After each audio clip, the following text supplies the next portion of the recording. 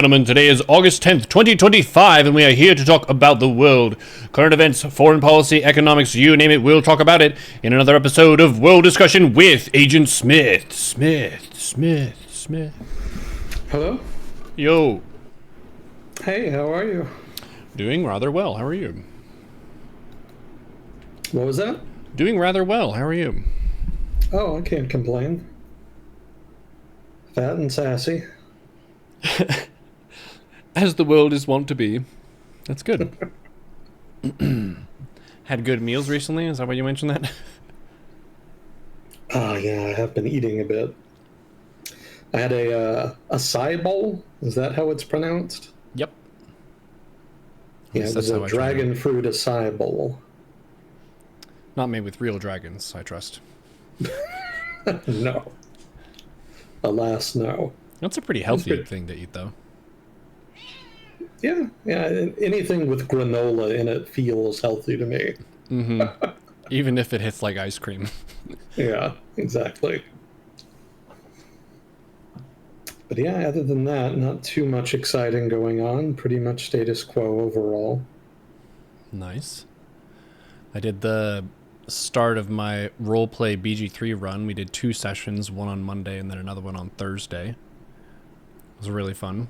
I have a shadow monk whose name is Idrak, and he's a urchin wood elf, so he's basically like poor Batman with a better sense of humor. And then my streaming partner, her name is Chai, and she's playing a stuck-up noble vengeance paladin. So we have lots of very spicy banter. And we're both kind of in voice with our characters while we're playing too, which is funny. So Idrak speaks a little bit like Batman. And his answer to anything of like, why do you do it this way? I'm a shadow monk. Why are you not a different kind of monk? The tuition was too much. To anyone who's gone to college, they know the pain of that statement. Yeah, it's pretty steep. Yep. Well, sounds like fun. Yep. Our honor mode run on Wednesday with the 4 guys, we downed Onsur and Gortash. And Onsur, for me as a arcane archer, I think I dealt 450 damage in 1 turn. What? Mm-hmm. In 1 turn? Yep. So I was in this, like, mind bubble thing that our warlock summoned that gave me haste. And then on top of that, I used an action surge, and fighter gets 3 attacks instead of 2. And I used a dragon slaying arrow for every shot. Oh. Okay, so double damage. Yeah, and I also had, like, oil of sharpness and that kind of stuff, so I just cranked tons of damage. He still hit us really hard with his big attack whenever he gets down, but yeah, that was probably the smoothest Onsur fight that I've had so far. He's one of the most painful of all the bosses in the game. Well, shit. I guess we gotta get some dragon arrows. Yeah, those are really good to pick up anytime you go to the weapon vendor. They have a chance to have them in stock.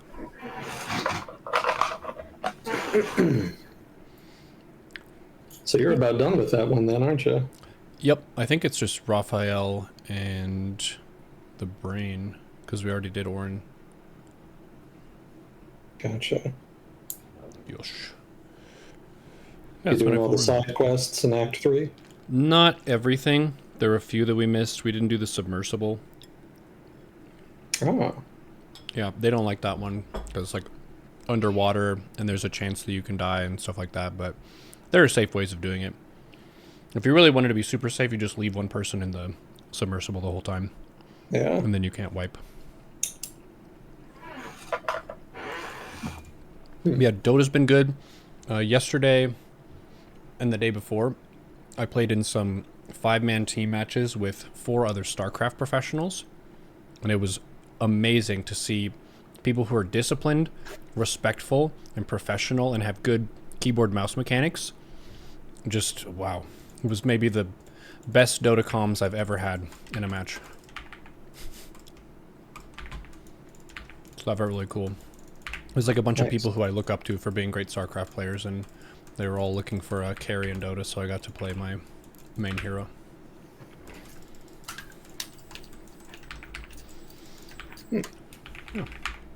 So is that still going well, the Dota stuff? I'm expanding my repertoire a little bit, so I'm not on a MMR upswing at this moment, but I'm learning a different element of my main hero, so it's been good practice. Yeah. Bitter Sugar tuned in today as well, and he Oh, cool. was just kind of wanting to check in with what your take on Ukraine was, because before Trump got elected, they thought that if he got elected, it would kind of be over for them rather quickly, because he would throw his weight behind Russia. But it seems like, from what you've been saying, things have been mostly status quo. Like, there hasn't been a huge change in the dynamic over there. Yeah, that was pretty much what I'd been predicting early on, that there would probably be a show of him trying to appeal to the Russian government and trying to coerce both parties to varying degrees into a settlement, but that ultimately it wouldn't work, and that we would end up with something like the status quo. And that's pretty much how it's gone. The early entreaties to the Putin administration haven't really gone anywhere. They're still trying in the Trump administration, on again, off again, to get Moscow on board some kind of deal that could wind down the fighting and result in a ceasefire, but Moscow is not really having it. For the most part, my impression of the Russian government's approach to dealing with Trump is that they humor him and his various entreaties to come and negotiate a deal, but that really they're just stringing him along, basically. They're not actually interested in resolving the conflict in anything other than via military solution. And the Trump administration, for its part, either isn't aware of that or is aware of it, but is more concerned about the theatrics of trying to reach peace rather than substantively recognizing the truth of the situation and trying to address it with either more direct involvement, not necessarily in the war itself, but in terms of propping up Ukraine and actually trying to change the calculus of the conflict such that a peace deal makes relatively more sense than just keep on, rather than just continuously continuing the attack on Ukraine. Or alternatively, dialing down support to Ukraine and trying to pressure them into into agreeing to some kind of accommodation with Moscow. Washington doesn't appear to be doing either of those things. They just kind of continue this fiction that they're going to be able to negotiate some kind of settlement, and I don't see it happening. Maybe I'm wrong, but my impression is that Moscow is pretty well hell-bent on getting what it wants in Ukraine by just heaping pressure on Kiev until they eventually break. And I don't think any amount of talking from Washington is going to change that. Thus far, for all of the threats and bluster out of the Trump administration, it's mostly just been cheap talk thus far.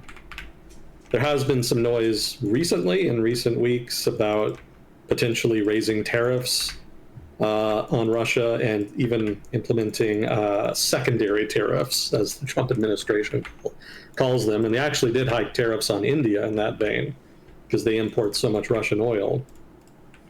But I've yet to see any kind of effort within the administration, at least that's public, that suggests that they've kind of sat down and systematically reviewed the conflict and tried to sort of derive some kind of overarching strategy to fulfill their goals. Like, the whole Trump approach to governance really seems to just kind of be to do things, see what works. If it works, great, then do more of that. If it doesn't, then either drop it entirely or try something else. It's just a lot of that over and over again. And there's some merit to that in certain circumstances, especially in circumstances where things are just kind of stuck in gear and there hasn't been any progress in a long time. But in this case, like, that's not really proactive. No, well, it is proactive, you could say, but it's not very helpful. Like, they do need to kind of think this through, because the Russians do.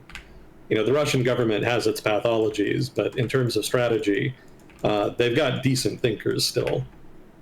And they've been running circles around the Trump administration on this point, specifically for that reason, in my opinion.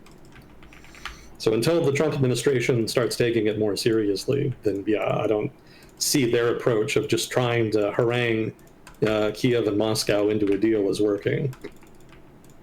In the meantime, I suspect there's just going to be more theater, going through the motions of trying to get a deal without actually taking seriously the job of figuring out what it would take to actually get a deal.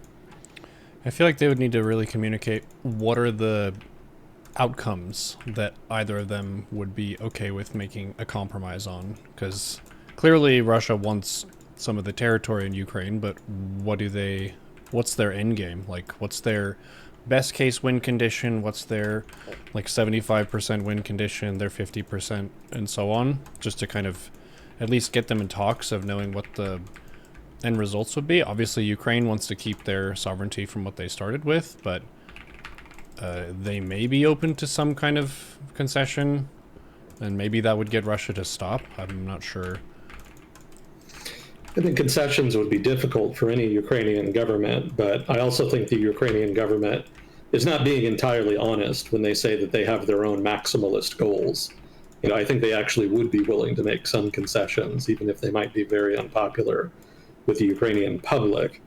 So I don't think the issue is so much concessions from Kiev. I think the issue is that Moscow genuinely wants Ukraine to be in a Russian sphere of influence. And not only that, but they want the West as a whole to recognize and respect that sphere of influence.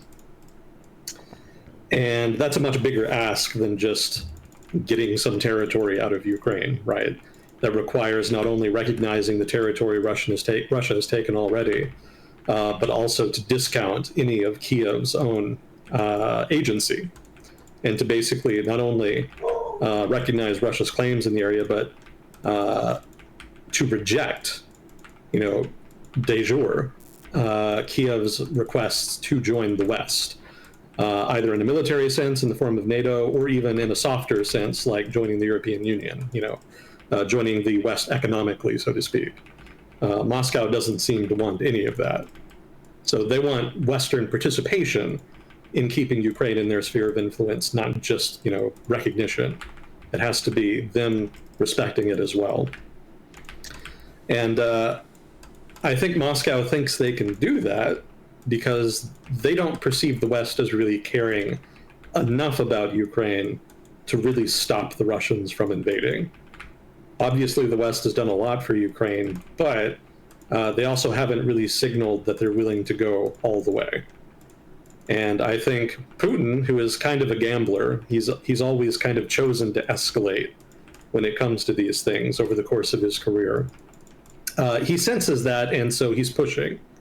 He thinks he can do this and get away with it, and that over the long term, if he can stretch the conflict out, 5 years, 10 years, whatever, then the West will just kind of get tired and quit.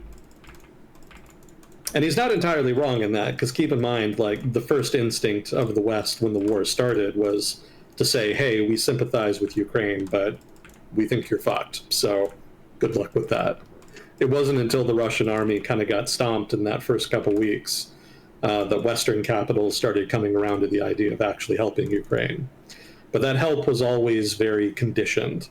There was always a sense that concern over escalation trumped actually trying to win the conflict. I think if this had happened during the Cold War, it would have played out very differently.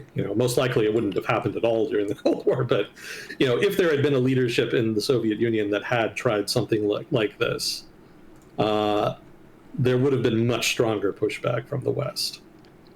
Obviously, the West, recognized and respected, so to speak, the Soviet Union's sphere of influence. But if they had engaged in shenanigans in Europe, like invading Yugoslavia, say, something like that, that would have been taken much more seriously, and there would have been much more direct involvement, to the point when it probably would have deterred them from doing it in the first place, even if they'd been thinking of it. Keep in mind, Europe, strategically speaking, during the Cold War was treated very differently than other regions of the world. Central Asia, like in Afghanistan, Southeast Asia and Vietnam, East Asia and Korea, like these were sort of the big hot zones during the Cold War.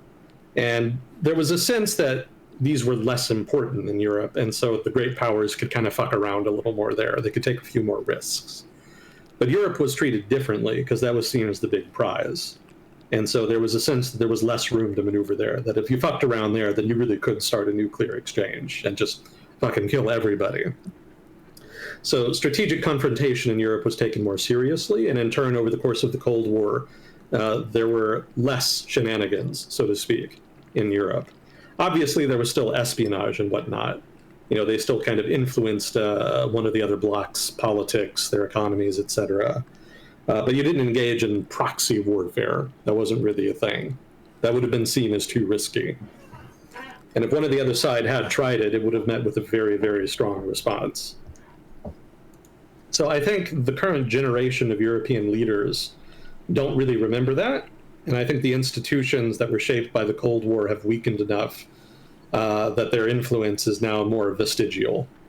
There's not really enough left there to kind of show the current generation of leaders how to handle something like this. And so everybody is having to relearn strategic competition in Europe on the fly. And as we've seen, results have been very mixed.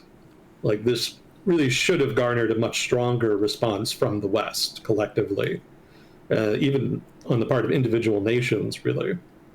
But instead, they're kind of playing catch up.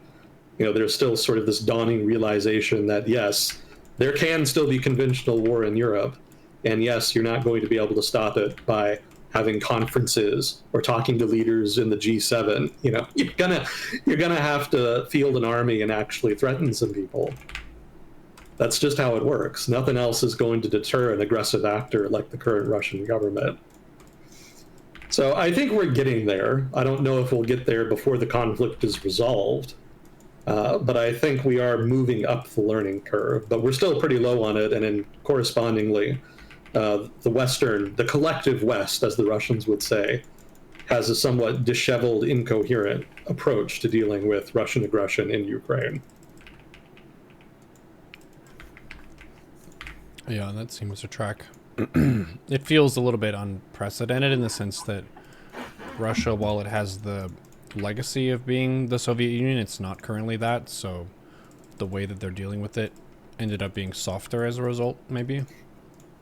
I think that is a factor. I think there is a sense that Russia now is not as threatening as the Soviet Union, and that given that fact, it's easier just to kind of let them get away with stuff rather than just openly confronting them, because there's only so much damage they can realistically do, especially if you're a big European country like France, Germany, the UK, right? Russian aggression is more of a threat if you're in Eastern Europe. So the further away from Eastern Europe you get, the more you can basically get away with not taking it entirely seriously, to a degree that would not be politically viable in, say, Poland or the Baltics, what have you. And that's not entirely unreasonable, because if you look at Russia, it's just so much weaker now. Like, if you look at even at the population and the GDP of Russia now, it's actually pretty close to that of Mexico. And yeah, they're very, very close. And I don't think anybody thinks of Mexico as like a major strategic threat, right? A lot of what makes Russia powerful now is the fact that they have legacy inventories left over from when they were a superpower. But even maintaining that has been very difficult for them. And they've lost a lot of skills since the Soviet Union collapsed, so they can't even entirely operationalize all of it. So Russia kind of punches above its weight a little bit in that regard, because they do have some legacy inventories and legacy institutions, specifically legacy defense institutions, that Mexico does not have. But if not for that, they would have, well, they would be very, very, they would be basically the same in terms of strategic impact. I think maybe the only thing that Russia has over Mexico in that regard would be just its size, because they have that grants them a lot more natural resources than Mexico would have. But that doesn't really mean anything if you can't exploit all of them, and Russia struggles to do that without Western or increasingly Chinese help. So I think those facts, yes, do contribute to Europe preferring to just kind of let Russian misbehavior slide over the past couple decades. It was the path of least resistance. Gotcha.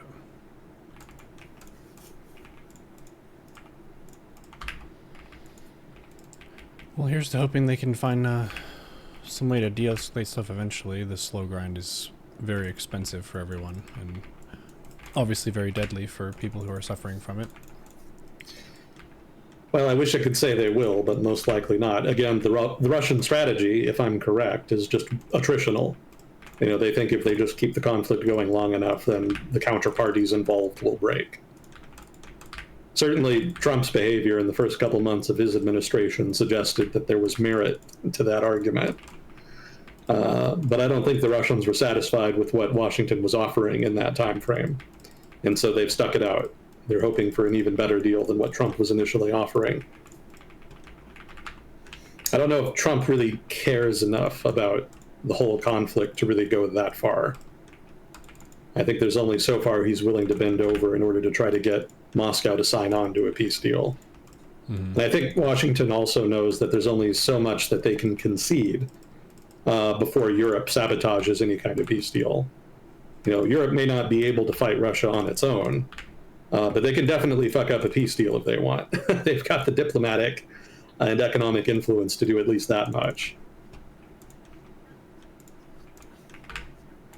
So the Trump administration, as usual, has kind of worked itself into a corner on this, but also, as usual, I don't think it really matters. They don't really care that much. So they'll just kind of continue on as before. Basically, they'll just ignore it until an opportunity to look good arises. In the meantime, they'll just kind of leave it to interested parties within the United States to deal with that issue as they like. Lindsey Graham in particular has taken an interest in Ukraine, and the less successful the Trump administration's peace efforts are, the more I hear his name talked about in terms of new aid packages to Ukraine, new deals involving Ukraine, etc. So I suspect until there's more traction in peace talks, senators like Lindsey Graham that are pro-Ukraine will probably have their way, and the administration will just kind of defer to them. That doesn't mean that aid will continue exactly as before. I don't think, at least from what I've been hearing anyway, that the United States is going to give as much direct aid as before, but they're kind of trying to juggle it so that they're effectively going to get the same amount of aid. But they're basically just kind of arguing about moving money around, right? So before, the United States was just giving stuff directly to Ukraine. Now the Europeans are going to, quote unquote, buy that stuff and then hand it over to Ukraine. So there's a little bit of political accounting going on. The administration wants to say that it's cut aid to Ukraine according to their campaign platform, but they also want to appease pro-Ukraine actors in the Senate and Congress generally, as well as voters. So they're trying to have their cake and eat it too, and that means engaging in a little bit of theatrics, a little bit of bullshitting, as they have frequently done. So ideally, that aid will continue and will be sufficient to keep Ukraine in the fight for as long as it takes for Washington to pull its collective proverbial head out of its ass. That could be never, but playing for time is about the best we can do right now.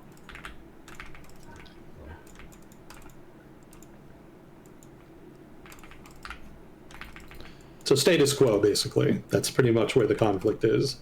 Mm-hmm. Not a lot of updates in that regard.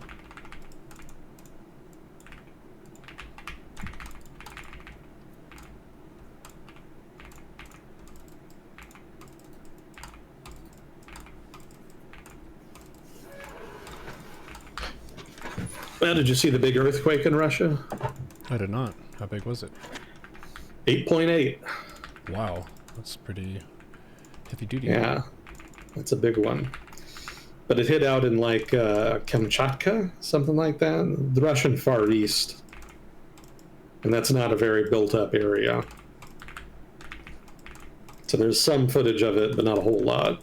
And overall, it didn't really do too much damage in the grand scheme of things. I'm sure it was very disruptive to the few people who do live there, but overall, there's just not enough built-up infrastructure to destroy there in the first place for it to have really done a lot of damage. If you're going to have an 8.8 earthquake, that's the kind of place you kind of do want it, if you do have to have one. Mm-hmm. It's better than in the middle of Tokyo or some shit. Yeah.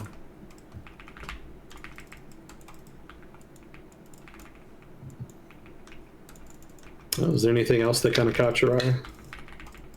I don't think so. Did you send me some maps which I can go through with you whenever we are between games? Yeah, just let me know. It's stuff we've pretty much already covered, just visualized, basically. Mm-hmm.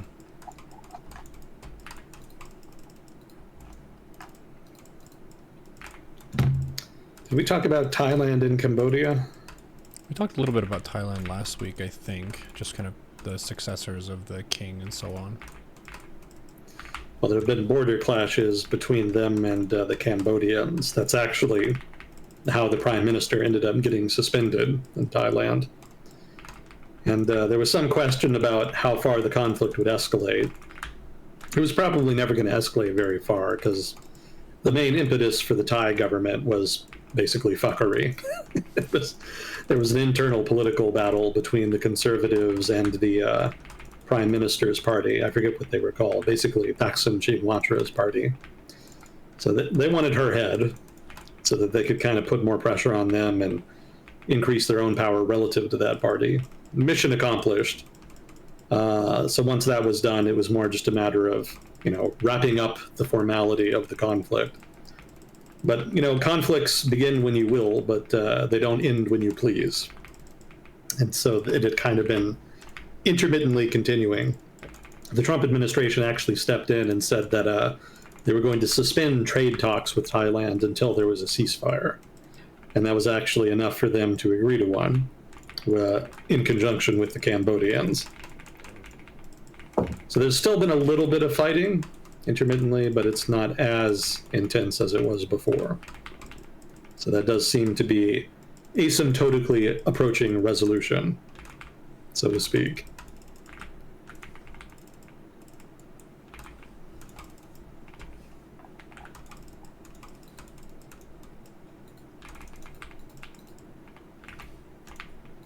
Has nobody asked about Israel yet? Maybe. We did just get started, but what's been happening there? The Israeli government made a big announcement a few days ago. Oh? Yeah, basically a trailer for some big events happening later. So the Israeli government announced that they're going to occupy all of Gaza, including moving into Gaza City, which basically had been a humanitarian zone up till now. And they're going to take direct control of Gaza. They say that they will only be responsible for security in Gaza, and that they will hand political control over to somebody else. They weren't really clear on that. They said it would not be Hamas and that it would not be the Palestinian Authority. But it's not really clear who else but those entities would do it. So that suggests that probably they're going to have a short-term solution where they control the territory that ends up being actually de facto permanent. So basically, they've announced that they're going to annex Gaza, or reoccupy Gaza, or whatever loaded terminology you would prefer. I'm sure people will argue about it quite a bit. They already have been. It's quite the incendiary move, because there was already a long-running suspicion that the far right of Israeli politics wanted to use the conflict as an excuse not only to take the territory back, but also to reintroduce settlers, which had been in Gaza up until, 2005, 2007, whenever Ariel Sharon was in power and forced them to leave. And so this has Palestinians in an uproar, it has the region very upset, and it's instigating a lot of traditional allies of Israel to put more pressure on them to bring the conflict to a close and to rescind the announcement, effectively. Germany actually announced that they were going to stop sending arms to Israel over this. And it takes quite a bit for the German government to put pressure on Israel. The German government is very shy about pressuring Israel because of the Holocaust. Yeah. They tend to prefer not to deal with the whole Israel-Palestine issue. They ignore it as much as possible. But occasionally they do dip in and say that they're not entirely comfortable with this, that, or the other. And now they've actually effectively announced an export ban on lethal weaponry. Now, that's part of a general trend of powerful European countries kind of threatening Israel here. The UK, France, and I think one other one announced that they would, if certain conditions were met, recognize an independent Palestinian state. And one of the conditions of that is if Israel does not wind down the fighting. So it seems Germany is now going to be in that camp as well. Now, that's probably not going to be enough by itself to stop the Israeli government. As I've said before, when the Israeli government wants to do something, there's just about fuck all anybody can really do to stop them. The choices are not put pressure on them and stop them, or not put pressure and let them. The options are don't put pressure and let them, or put pressure and have them lie about doing it. I don't doubt that this is going to be any different, given how hell-bent the Netanyahu administration has been on continuing this conflict for reasons that are still a little unclear. Like, obviously, you want to establish deterrence by getting some degree of retribution after the October attack. Obviously, you want to get the hostages back, but the longer the conflict goes on, the more it seems like the conflict is meant more to serve the interests of the Israeli far right, who, I remind everyone, is keeping Netanyahu in power. They are a critical part of his coalition that is giving him a majority, and he does have to cater to their interests to a degree. And while pretty much everybody in Israel is very hawkish when it comes to the Palestinians, they also are kind of fatalistic to a degree. That's kind of the divide in Israeli politics. Are we fatalistic about the Palestinian issue, or are we optimistic? So Netanyahu and his people are kind of more optimistic. They think they actually can win the conflict against the Palestinians if they just put enough pressure on them. The fatalists say that we're always going to be in conflict with the Palestinians, so you just have to mow the lawn. If they cause trouble, then we bat them down. But beyond that, we don't invade Gaza and try to settle it or expel the population or something like that. That's too diplomatically damaging for Israel, and it's not militarily feasible in the long run. So the fatalistic faction is putting more pressure on the Netanyahu government, but it's not clear if it's going to be enough to actually stop them by itself. Certainly, there's been pressure on the Netanyahu government before from the opposition in terms of, in relation to the judicial issue, for example. I think we talked about the judicial reforms that they tried to dram through, I think, a year or two ago. Something that they're still kind of on again, off again trying to do, by the way. That hasn't gone away completely. It's just kind of gone out of the headlines. So they haven't actually done this yet, but Netanyahu keeps basically hinting that it's going to happen soon. So if it does, we could be in for some fireworks. I don't know what exactly the fireworks will look like, but even the Trump administration at this point is getting a little impatient. Because the Trump administration and Trump himself wants to be peacemakers, quote unquote. Terms and conditions apply, but that is kind of the image that they want. And it's kind of hard to do when Netanyahu is trying to fight a forever war in Gaza. So while in general Washington kind of gives them a free hand, they are starting to kind of turn on them a little bit, which isn't a surprise because even in Trump's first term, he did not have the best relations with Netanyahu on a personal level. Diplomatically, the U.S. kind of backed Israel to the hilt, but there was more and more tension over time between the two men. And that seems to be a trend that's continuing. Why do you think that is? I mean, Netanyahu has that effect on people. He just lies his ass off. He has the strategic interest of Israel at the heart of his modus operandi, so to speak. That is what he focuses on. That is his long-term goal. And anything and everything he does basically is just meant to serve that, or at least how he defines it. And if he has a favorable, friendly government and a powerful ally, specifically the United States, then great. If he doesn't, that's fine. He can work around that. He can kind of work K Street in Washington to get what he wants. He can start campaigns online. Whatever he needs to do, he'll do it. And it doesn't matter who it aggravates. In the case of Trump, personally, Trump did try to sort of mediate between the Palestinians and the Israelis, and it just didn't go anywhere. And it became apparent over time that a big part of that was the Netanyahu administration. Obviously, the Palestinians were culpable too, specifically the leadership. Hamas is not especially known, for being dovish on the Palestine-Israel issue. But Netanyahu kind of has his own hawks within his own administration that he has to cater to. And of course, he himself is also very hawkish. And so, the Trump administration didn't like that. They wanted him to play ball, and he wouldn't, because he didn't think it would work. He didn't think it was in Israel's strategic interest to engage in any kind of deal that would lead to Palestinian statehood or sharing of power or any of that shit. He himself and people who think like him have maximalist goals. They think if they can just keep this going long enough, then eventually they'll win. And any amount of lying, distorting, what have you, that they have to do to make that happen to them is justified.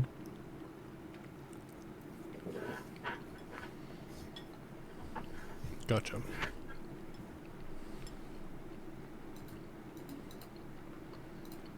I remember 10 years ago, maybe, no, it would have been longer than that now, actually. It would have been more like 12, 13 years ago or so. He visited Washington during the Obama administration, and he did not have a great relationship with Obama, not surprising. And while he was in Washington, he actually gave a talk directly to Congress, I think at the invitation of the House. And he kind of shat on the Obama administration, which is a bold move for a small country dependent on American assistance. But that's the kind of power play that he's known for making. And it agitates people in Washington just endlessly. Sometimes the executive, sometimes the legislature, but they're always making plays that they think are in their best interest. And it creates tension. One of the criticisms within Israel of that approach is that you're basically alienating big chunks of the American body politic by doing that. It used to be that the Israelis were more subtle. They would try to cultivate ties with both parties. But over time, they have gotten closer and closer to one particular party, specifically the Republican Party. And that's corresponded with more of a divide between the Israeli government and the Democrats. And that's a risky move, because sooner or later, the Democrats are going to be back in power. And as we've seen since the recent conflict started, there's more and more pressure within the Democratic Party to heap pressure on Israel, if not just cut ties entirely. So it's quite the gamble for Netanyahu to kind of take this approach. I think maybe he's just a little too old for his own good, because there definitely was a time when there was consensus support across the political spectrum for Israel. And he may be thinking, maybe betting, actually, that there's enough of that left that American-Israeli relations will sort of persist past the current tension between Israel and the United States. And I think it's wishful thinking. I don't think it's going to last. It's been on a downward trajectory for a while now. Putting this in the common tongue, it's like saying, I think I can talk some more shit and they'll still back us. Okay. Yeah, that's one way of putting it. That's kind of what it comes down to. But, instead of talking shit, it is like political interference in the United States. People will tolerate it up to a point, but if there's not consensus support, then it's going to become a partisan issue. And then it's just a matter of time until the anti-Israel faction gets into power, and then you're kind of fucked. Like, what do you do at that point? You're going to have to find somebody else. And, Israel does have other options it could ally with, but none of them are going to be as powerful as the United States.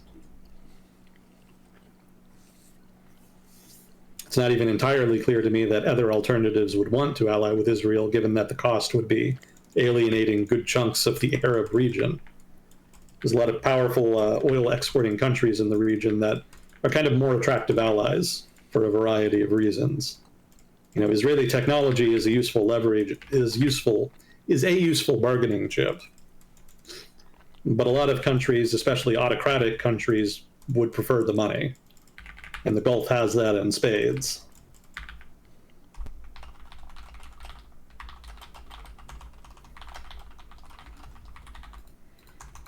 So anyway, that's been the drama. We'll see if they go through with it. Certainly, people are upset about it already. It'll be even worse if they actually do it. So keep your eye on that space. The response within Israel has included an open letter to Donald Trump that was signed by hundreds of former military officers, diplomats, generals, etc., and all of who basically are asking Donald Trump to intercede to end the war and stop the Israeli government, such as it is, from escalating by basically following through with Netanyahu's recently announced threat.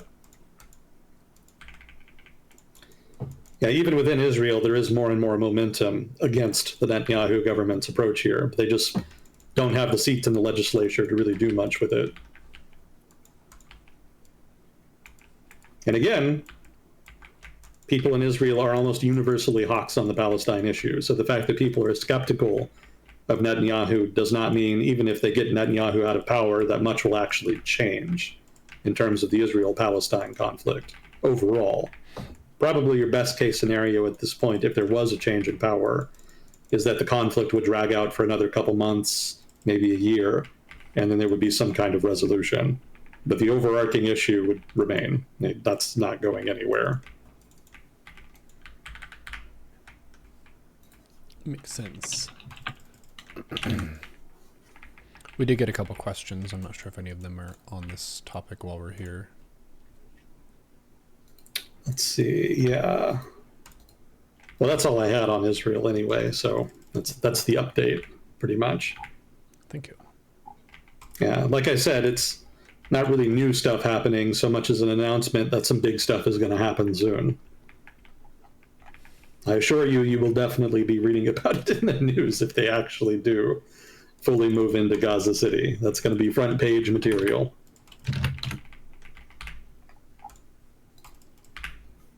So let's see, questions. Will China throw a Hail Mary in response to its looming aging and economic crisis? No, because it's not actually as bad as people make it out to be. You know, I remember having this conversation when I was still in grad school more than 10 years ago, because people even then were saying that, you know, the demographics were going to be a problem and the economy was going to stutter and fail, etc. And my point then, which is still valid now, is that even if China's population begins to decline, there's still enough people in China who have not really been affected all that much by economic development that they're still going to have a large pool of labor ready to move up the social ladder and generate more growth, more economic growth. You know, keep in mind, China's like 66% urbanized, something like that. I think the upper bound is supposed to be like 80%, but it's probably lower.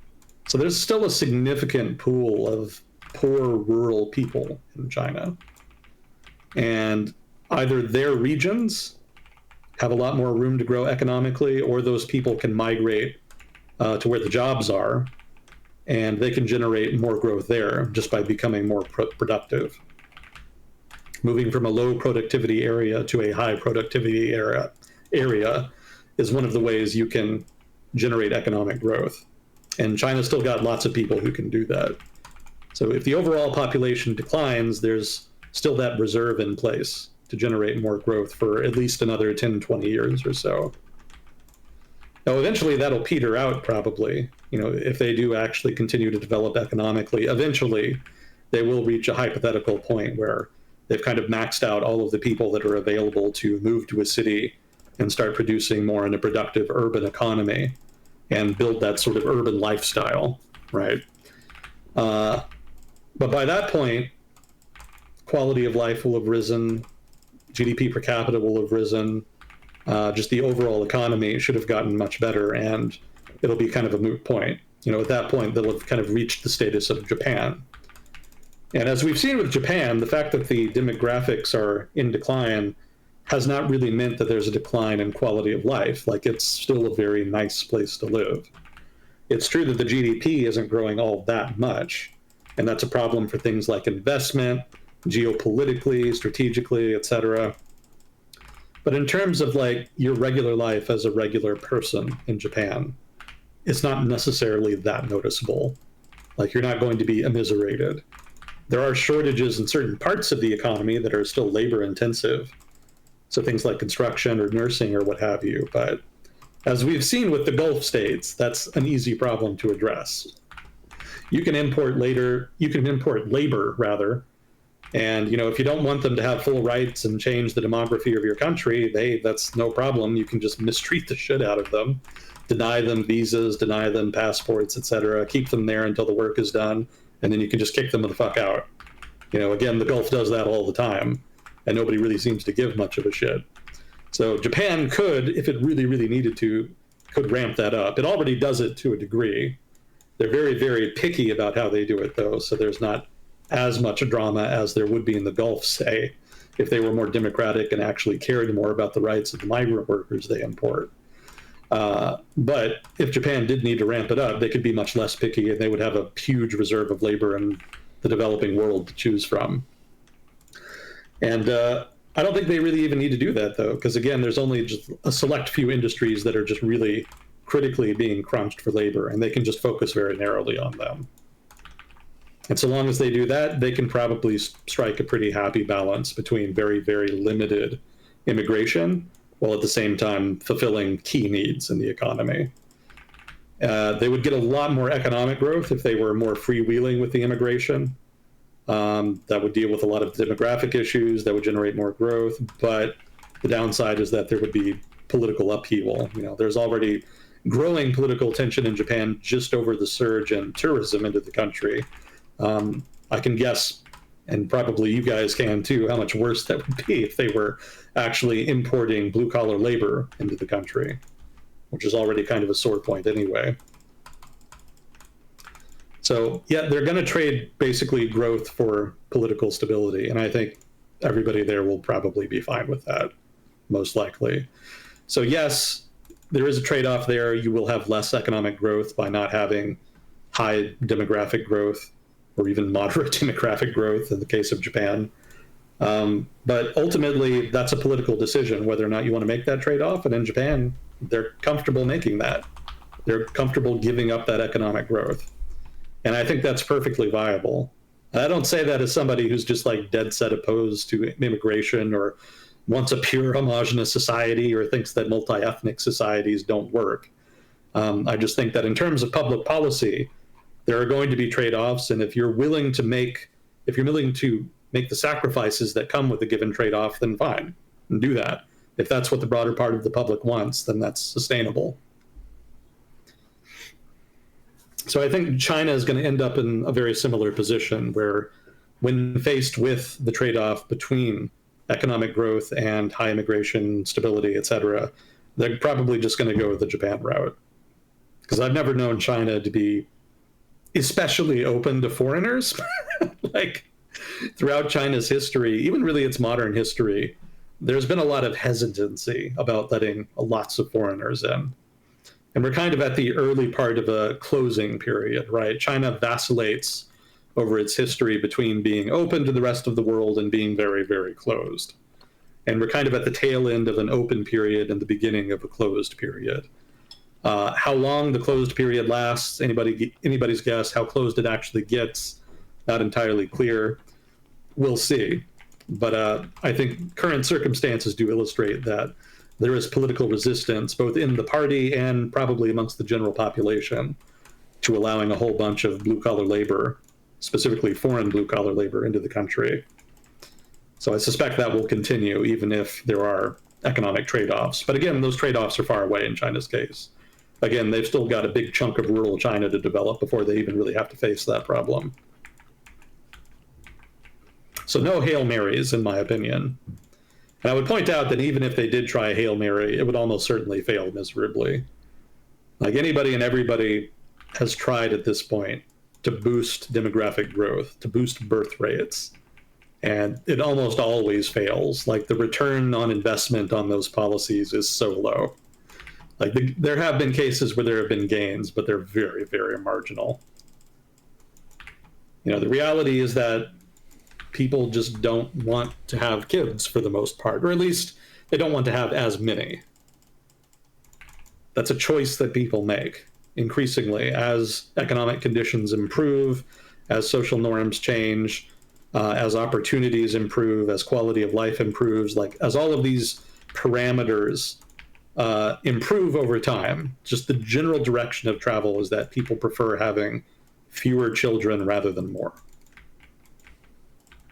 It happens for a variety of reasons, I'm sure, that vary from place to place, but in general, that seems to be the pattern everywhere.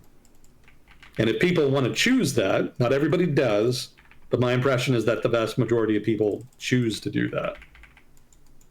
And in that case, like, there's not a lot you as a government can do short of just pointing a gun at people and saying, hey, you have to have children or you die.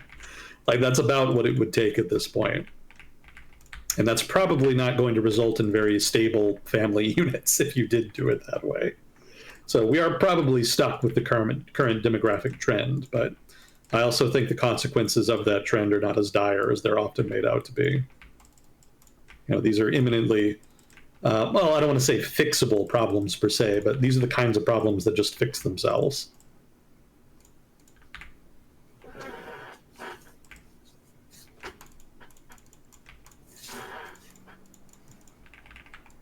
Let's see. Any changes with Israel and Iran since these past attacks on Iran? No. That particular confrontation has gone very, very quiet. From what I've read of Iran, they have actually focused in the aftermath of that conflict less on the Israelis or the Americans and actually a lot more on domestic political opposition. There's been a big crackdown in Iran. And I remember there had been speculation even during the conflict that would happen, that when the conflict ended, the Iranian government would not start plotting against the United States and Israel. Rather, they would launch a big crackdown and go after opposition within the country against the government. Because obviously the conflict revealed a lot of operational security issues within the Iranian government. They've very obviously been penetrated thoroughly by foreign intelligence agencies. So the Iranian government seemed to want to deal with that by arresting shit tons of people in government, arresting citizens. There was a big purge of Afghan refugees because there's a perception that Afghans are a security risk, that they're easily bribed basically, and that they've been working with the Israelis. And so a whole bunch of them have actually been deported back to Afghanistan. So they've been going ham on the civilian population in Iran. That seems to be their main response to the conflict. Sooner or later, presumably they'll finish with that and they'll actually start strategizing, trying to learn from the conflict and adjusting accordingly. But other than that, I haven't seen any kind of effort on their part to adjust to the ramifications of the conflict.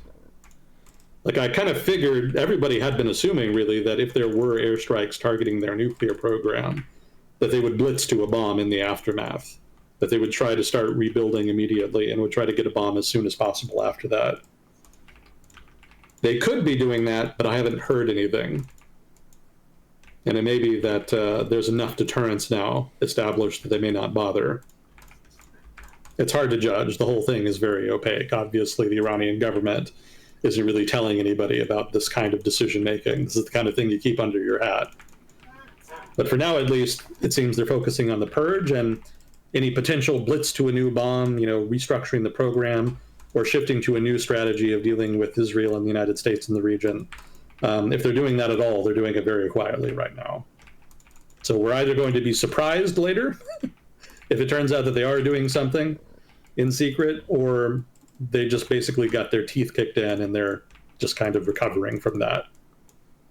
We shall see in time, but for now it's too ambiguous to really draw good conclusions, at least from my perspective as a layman, kind of observing from afar.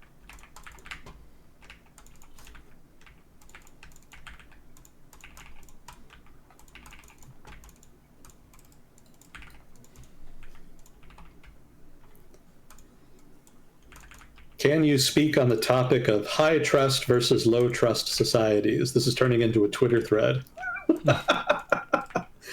Can you speak on the topic of high trust versus low trust societies? Which parts of the world would you put into these categories, and how do low trust societies become high trust societies, or vice versa? Yeah, that's tough. As far as who fits in what category, I mean, it's exactly who you would expect. Most of the developed world is high trust. Big swaths of the developing world are relatively low trust. So just in general, that's kind of how you can categorize them. As far as why that is, you could argue all day about this, and I'm sure there's a whole literature about this that I haven't even read.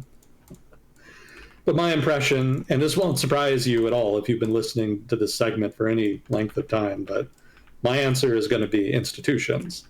If you have strong institutions, then odds are those institutions are going to facilitate and inculcate trust in your society. because people will have trust in the institutions as a mediator of conflict between different peoples, economically, politically, maybe even in terms of violence.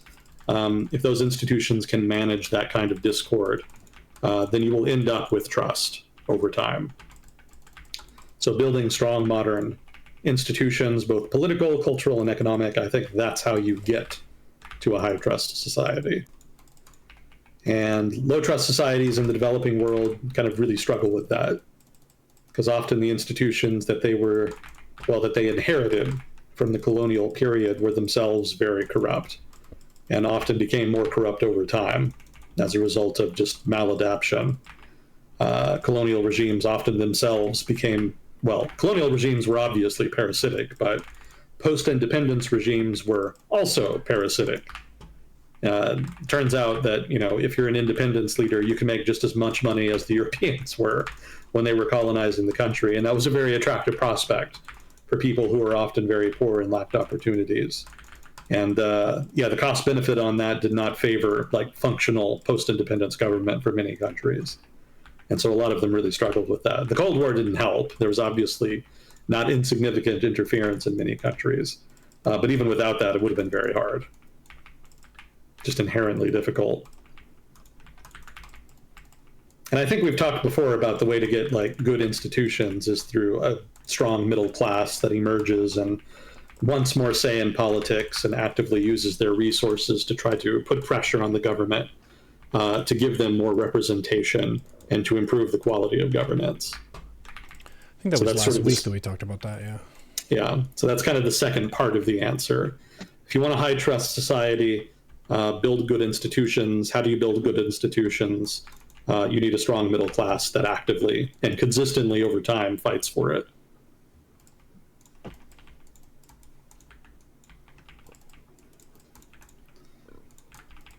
And right on cue, could you explain what you mean by institutions? Presumably it's a set of rules and laws and a body in charge of enforcing these laws.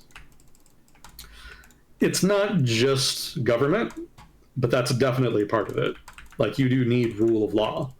And building rule of law is difficult. Because, even Europe at one point did not really have rule of law. It was something that had to evolve as we know it. And when I say rule of law, I mean in a modern sense. Do you have a central authority that people respect, that has sovereignty over its territory, and that can enforce its writ, right? In medieval Europe, it was very hit or miss whether or not a state had any of that shit. Strong, centralized European states emerged over time. And it took them a long time to develop legal institutions that were something resembling impartial. But eventually we got there. They evolved, and you got something resembling modern rule of law. So you do need that, but you also need economic institutions, right? So an example would be something like a stock market, right? So a stock market is not just an entity that allows you to leverage, your territories or regions or whatever collective savings, such that it allows you to do much bigger projects than would be viable otherwise. But it's also an institution that itself depends on trust, because if you do want to have a functional stock market, you need people to trust that when they put money into it, that it's not just going to get fucking stolen, right? So there are rules and whatnot about setting up the stock market and whatnot that have to be followed in order to inculcate that trust. So why does anybody who owns the stock market actually respect those rules? Part of it is because they see the wisdom in, running a stock market properly, because they'll get more business in the long run if they do it like that. But that's not really enough by itself, right? Because even if you yourself run it, own it, and see the wisdom in trying to build trust such that people use it more and more over time, there's always going to be people who work for you who don't give a flying fuck about that. People who work, for example, the East India Company back in the 17th century, they didn't give a fuck about the company having rules against doing business in the Indo-Pacific, right? Because the company had, that is to say, the East India Company had a monopoly on trade in the region. And they didn't want anybody, including their own workers, getting involved in that trade and making money that the company should have been making. But the workers of the company noted that the company had basically no way to enforce that, so they just fucking ignored it. And that undermined the company to a degree. So there's a similar factor at play with, say, an economic institution like a stock market, where you have actors that are needed to run it, but who don't necessarily have an interest in its long-term functioning. So for that goes back to something like rule of law. You do need to regulate it and give those people a reason to behave themselves. And generally that reason is you go to jail if you don't. Now, the way it kind of works in the United States, if you want to set up a legal stock market that has all the perks of government protection and whatnot, rule of law, then you do have to follow the letter of the law and, kind of dot all your I's, cross off your T's, etc. Follow it like the government wants you to, implement it like the government wants you to. And then you can operate as needed and you get the benefit of everybody putting their money into you. But you don't necessarily have to do that. Hypothetically, you could run a stock market that does not adhere to regulations of one kind or another. You might not be able to call it a stock market per se, but you could kind of call it something else and try to attract as many people as you could. In effect, this is basically what private equity is. Obviously, it works very differently in practice because you don't have like a central trading floor or whatever. But in general, the idea that you can get a bunch of money together and put it towards a project, that is sort of the central idea behind things like stock markets and private equity. Now, private equity works great if you, as an investor, know somebody that you trust. But systematic trust in private equity is not really a thing. Like, it basically is mostly networks. It's who somebody can recommend to you. Maybe you've got some really quantity analysts who can kind of identify investment opportunities in given sectors, industries, what have you. But even in those cases, you're going to need a guy who knows a guy. You're going to need somebody who can kind of get on the ground floor, find somebody that you think you can trust, and then kind of direct your money accordingly. And even then, a lot of money in private equity is just like a small part of somebody else's larger portfolio. And generally, it's the risky part where they're willing to take relatively more risks, and in turn don't care as much about trust. Stock markets, by contrast, are very much about safe investing. They're heavily regulated specifically, again, to inculcate the kind of trust you need to get people to invest not only a part of their portfolio that they want to invest in risky things, but the much larger part of their portfolio that they want to invest in safe things. And that allows you to get a lot more money into the financial sector. And in turn, the overall economy reaps big dividends from having additional money, significantly additional money, rolling around in your economy, getting invested and whatnot. So that's a long-winded way of saying that, it's not enough just to have legal rule of law, but you also need modern economic institutions that are well-regulated and that are run by people that actually want them to succeed over the long term and have a vested interest in doing that. You also need social institutions. So this is kind of a softer, more abstract argument, but you do need things like, dare I say it, something like religion. It doesn't necessarily have to be religion itself, but no society is going to survive just off of a strong private sector and a strong government, right? There needs to be something else there to help out people who are beyond the reach of the government or maybe are actively ostracized by the government and who also cannot compete in the private sector economy for whatever reason.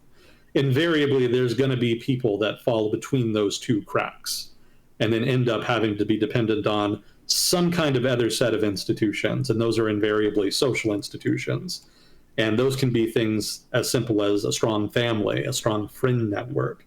But ideally, you would also have something like religion that transcends just family and friends, that's not dependent on personal networks, that is available to everybody. Maybe certain terms and conditions apply. Maybe you have to believe in the certain faith or ideology or whatever the fuck it is the institution in question believes in. But so long as they're providing public goods that are filling the gap that cannot be filled by the private sector or the government, then you've really got the trifecta. You've got strong political, economic, and social institutions, and you can really start inculcating the kind of high trust that you need to reach a developed status.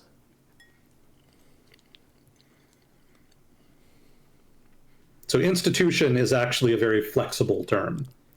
It doesn't just refer to something like a government. It can also include things like firms, companies, stock markets, family, friend networks, civil society, activist groups, NGOs. It's a very multifaceted term that encompasses a broad range of entities and activities. And if you think that's too broad, then keep in mind that if you look at, say, developing countries that really struggle, all kinds of institutions, any way you wish to define them, are invariably weak in those societies. So you might say, like, African countries, for example, are very religious. So how could you say social institutions are very weak there? And I would counter that, yes, they definitely do have strong religious institutions. However, they have limited resources, there's little oversight, and there's not a small problem with corruption with them. Africa has televangelists too, I would point out. So yes, they do have them, and they do fulfill a useful role, but they're not as well organized, centralized, or effective as they could be if those institutions were better designed and regulated.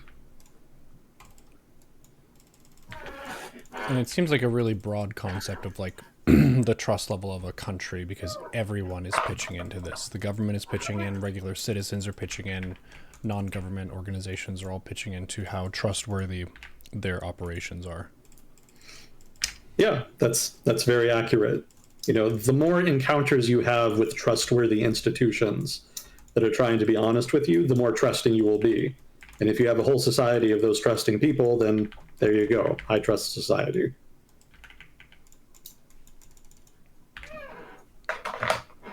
It doesn't take much for the wheels to fall off, though, because if you do start getting more and more problems with corruption, then invariably your institutions decay, and then you're left with low trust people. So we're in that process right now in the United States, where institutions are rotting.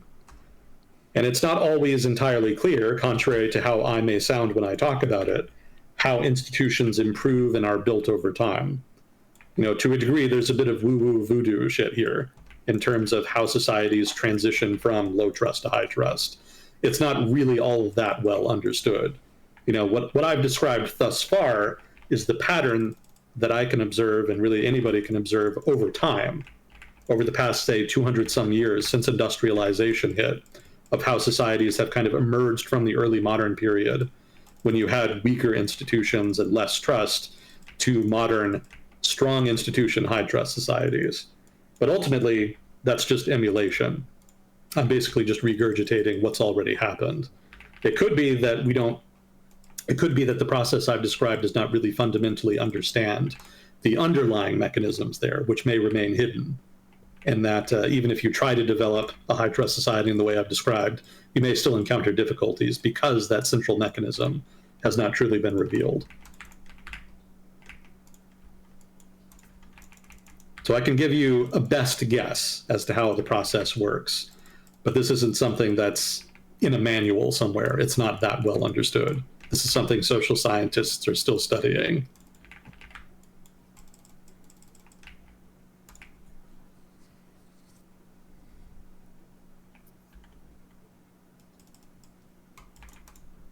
Does that make sense?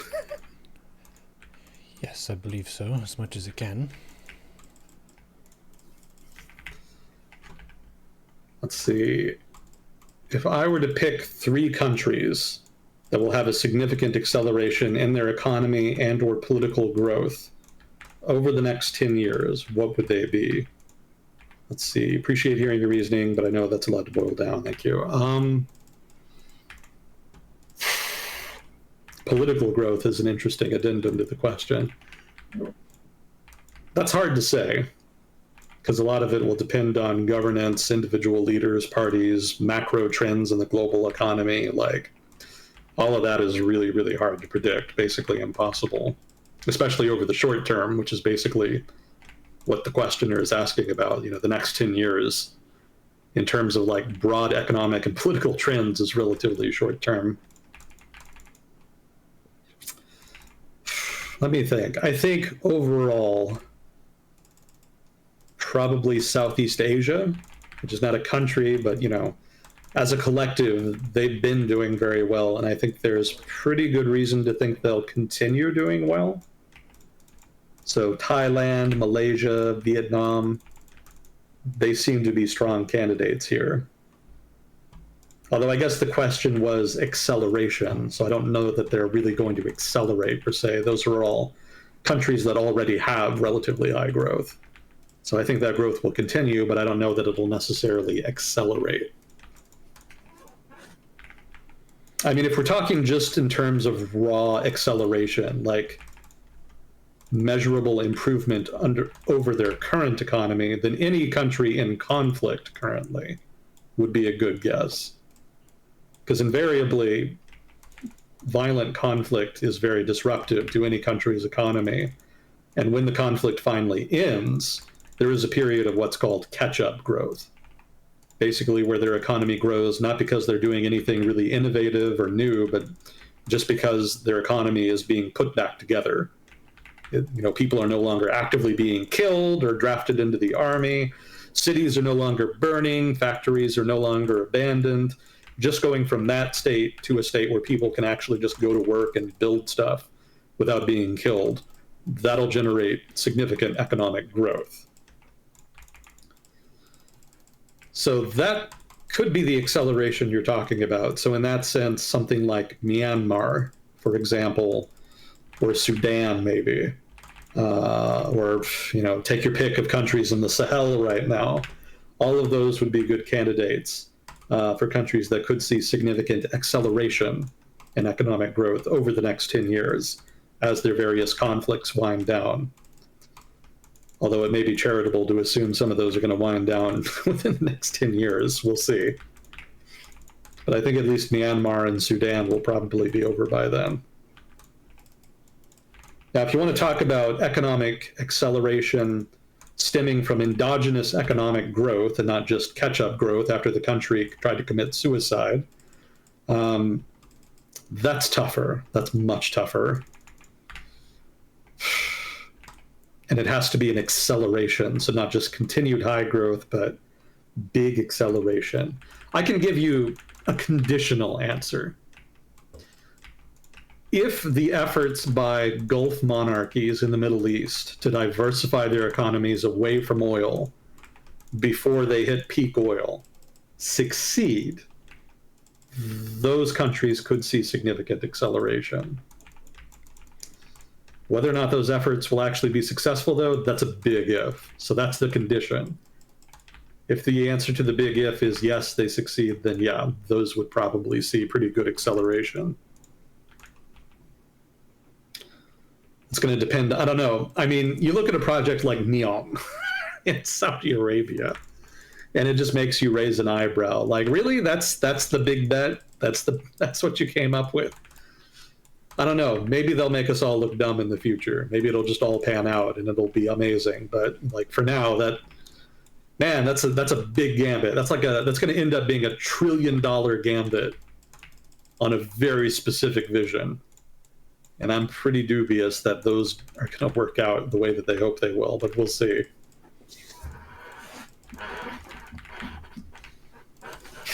Maybe China. Maybe if China could unfuck their economy the way the party would like to, they could see a return to high economic growth that would represent acceleration from the status quo. But I'm pretty dubious. The party doesn't really seem likely to do that because I think it would involve trade-offs that the party really, really does not want to make. Like they would actually have to make a real effort at building rule of law and ceding some power away from the public sector to the private sector, ceding oversight, deregulating, letting economic actors have more free reign, scaling down state actors, basically a bunch of stuff that would involve the party becoming weaker to the benefit of the private sector. And the direction of travel of the party over the past 10 plus years has been very much the opposite. It's very obvious, especially in hindsight, that the party was getting very, very uncomfortable with how freewheeling Chinese society was getting by the, let's say, late aughts, early 2010s. And that was actually a big impetus for why Xi Jinping and his government ended up cracking down as much as they did in the aftermath. Contrary to popular belief, Chinese society was actually opening up before Xi Jinping came to power. And it actually was a big topic of conversation within the party. So don't let anybody tell you that people were wrong to think that integrating China into the global economy was not going to have a liberalizing effect. It did not undermine the party and destroy it and replace it with a democratic government, but it did have a liberalizing effect on broader Chinese society. And not only did it have that effect, it had enough of effect to spook the party into reversing globalization, even if only partially, within China, and closing the economy to a degree, making it less freewheeling capitalism and something more like a state-guided capitalism in a sort of traditional East Asian sense.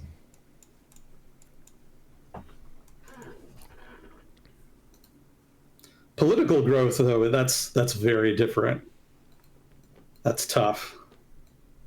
Because even if you have economic growth, that doesn't necessarily mean you develop a strong middle class that's capable enough to pressure the government into building institutions. Certainly, there's been a lot of economic growth in, say, sub-Saharan Africa in certain countries, but a lot of that was just driven by resource exports. And most of the money was not reinvested into the public, but rather was hoarded by politically connected elites. So that in turn did not result in development of institutions or the emergence of the middle class.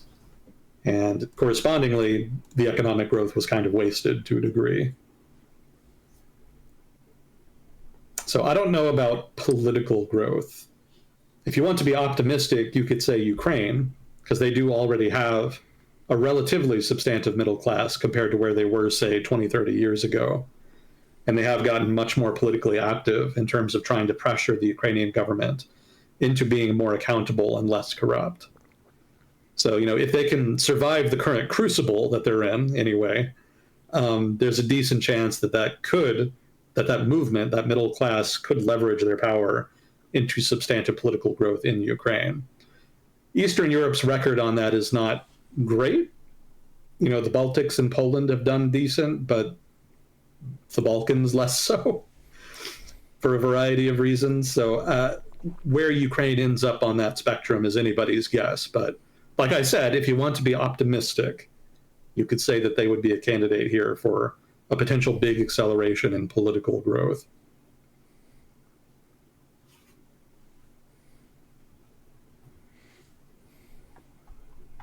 Yeah, that's not really 3 countries, but it's hard to pick any. There's just so much uncertainty in that kind of forecasting.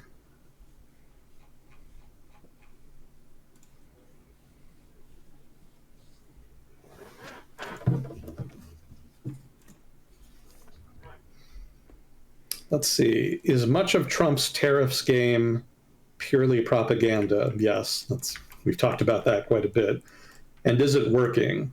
The US recently announced a 250% tariff on Australian-produced pharmaceuticals, which is primarily in response to our pharmaceutical benefits scheme. The aus.gov subsidies a large number of prescription drugs and mandates generics, with a minimum cost.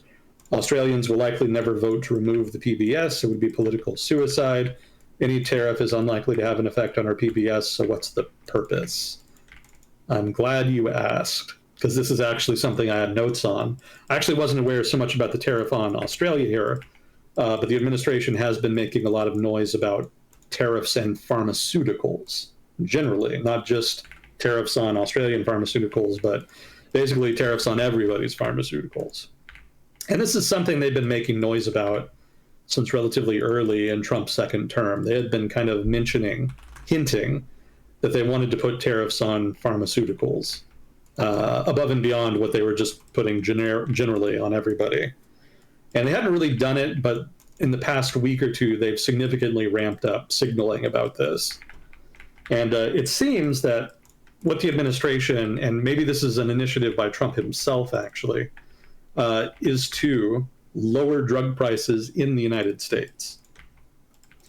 And the way that he wants to do it, try not to laugh, is that he wants the entire rest of the world to pay more for drugs so that the United States, and specifically US pharmaceutical firms, will charge less in the United States.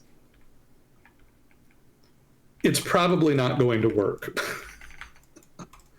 As this questioner himself points out, it would be political suicide to make this kind of adjustment where you're just forcing your own population to pay way more in order to subsidize another country's consumption of the pharmaceuticals. Like it's not going to work.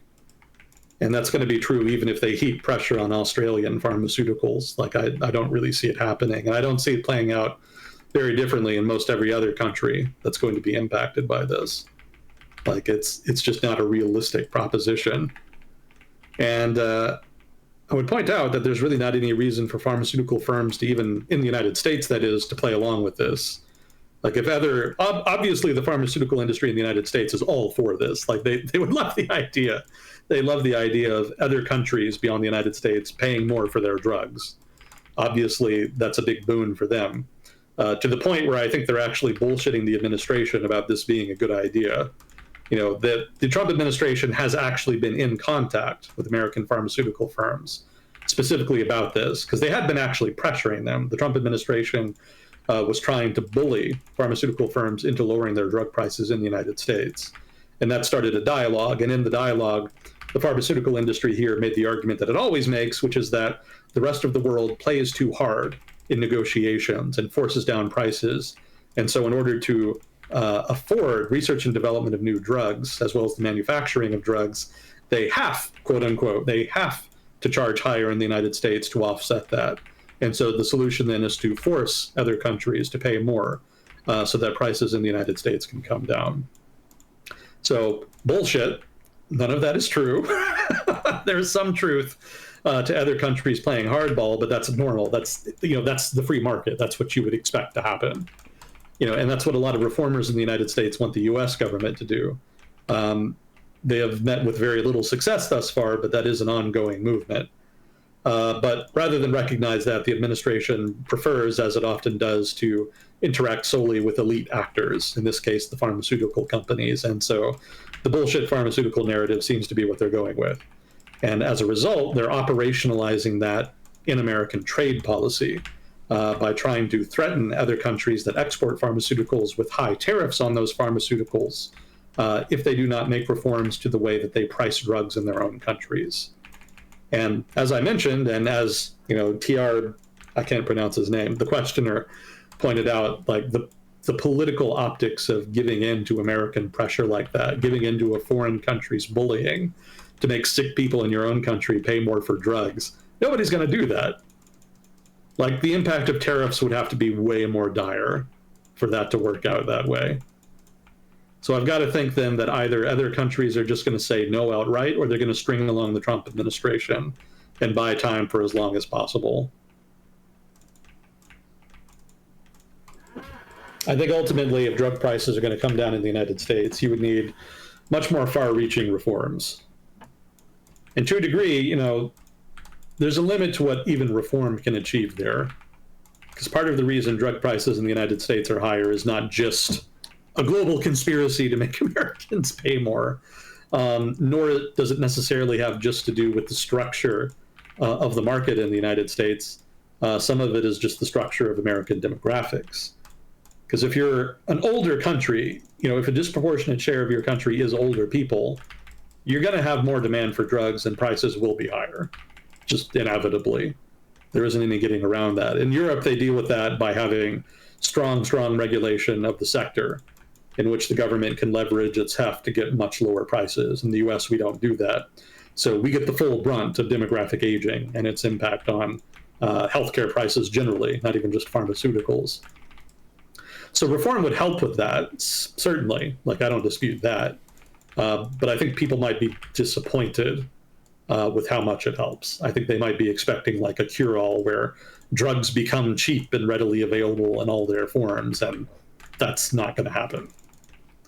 Like, at most, you'll get cheaper generics. And when I say cheaper, I mean relatively cheaper. It won't even necessarily be dramatically cheaper. So by all means, reform, but set your expectations accordingly.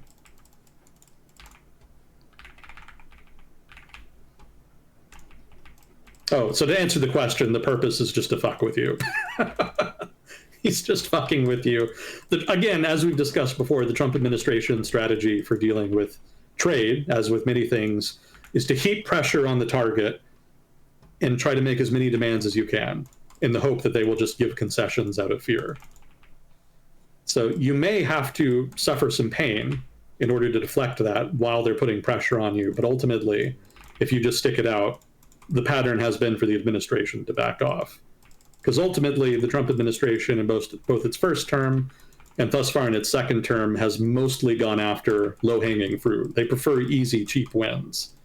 This is not a particularly strategically minded administration, from what I've seen of it. So if you can deny them the easy win, generally they'll get distracted and move on to something else. They may hurt you in the meantime, but eventually they most likely will just move on.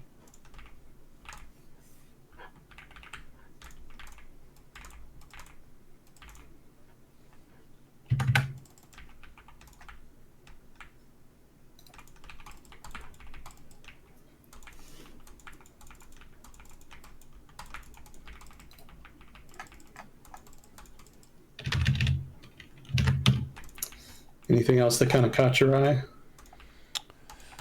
I don't really think so. We do have the maps to go over still, which I'm down to do after this next match if you want. Sounds good. Well, in the meantime, the Trump administration did do a thing in the Caucasus. The Trump administration did sponsor a quote-unquote joint peace declaration between Azerbaijan and Armenia. We've talked about the conflict there before. Specifically, they've been fighting over... I'm trying to remember the name of the disputed territory. It had way too many consonants to make it easy to remember. It's slipping my mind. I don't remember. But there was a disputed territory. Technically, the territory belonged to Azerbaijan. Armenia was occupying it, quote unquote. Technically, it was a separate country, but it was sponsored by the Armenian government. But in a war recently, just a few years ago, the Azerbaijan government successfully evicted the Armenians from the disputed territory. And when I say that, I don't just mean the Armenian soldiers. Like virtually the entire Armenian population left the territory. That was, to a degree, ethnic cleansing, but they didn't really have to make anybody leave. Everybody just kind of figured it would be wiser to get the fuck out before the Azerbaijani army got there. So a lot of it was preemptive evacuation. But that still can count as ethnic cleansing, legally speaking. You could have a whole argument about that. Regardless, there was never a peace treaty signed between Azerbaijan and Armenia after that. And relations have been pretty tense. And they've been continuing to try to negotiate some kind of permanent settlement to restore normalcy to their relations. So that's gone on again, off again for a couple of years now. The Trump administration kind of parachuted in, and they've been leaning on both countries here to agree to this joint peace declaration, which is not a peace deal. This is not going to finalize, any of the longstanding issues, but one particular issue was directly addressed, which had to do with Zangezur. And no, that's almost certainly not how it's pronounced, but that's how I'm going to pronounce it. That's my best effort. There is a corridor in southern Armenia that connects Azerbaijan with an Azerbaijani exclave, which is a piece of territory separated from the main body of a country's territory. There's some sense, I guess, there's some demand in Azerbaijan's government that they have access to this corridor be codified in some kind of agreement so that the Armenians cannot just cut them off from their exclave whenever they want. I find that a little bit strange because it's never really been an issue before. Even when they were literally fighting a fucking war, nobody gave a shit about the exclave. Like, the Armenians didn't try to pressure the Azerbaijanis by invading Nakhchivan. They pretty much just left it alone. So I don't think the Azerbaijani government has too much to worry about there, but they've decided to make this an issue in the peace talks.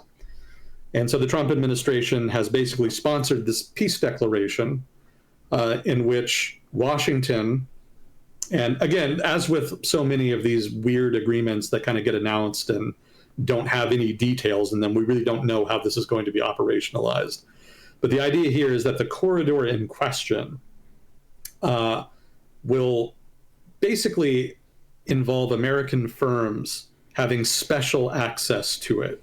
basically leasing rights will be given to Washington. And this is their terminology. They're not going to give leasing rights in the corridor to a specific firm. They're not going to have an auction.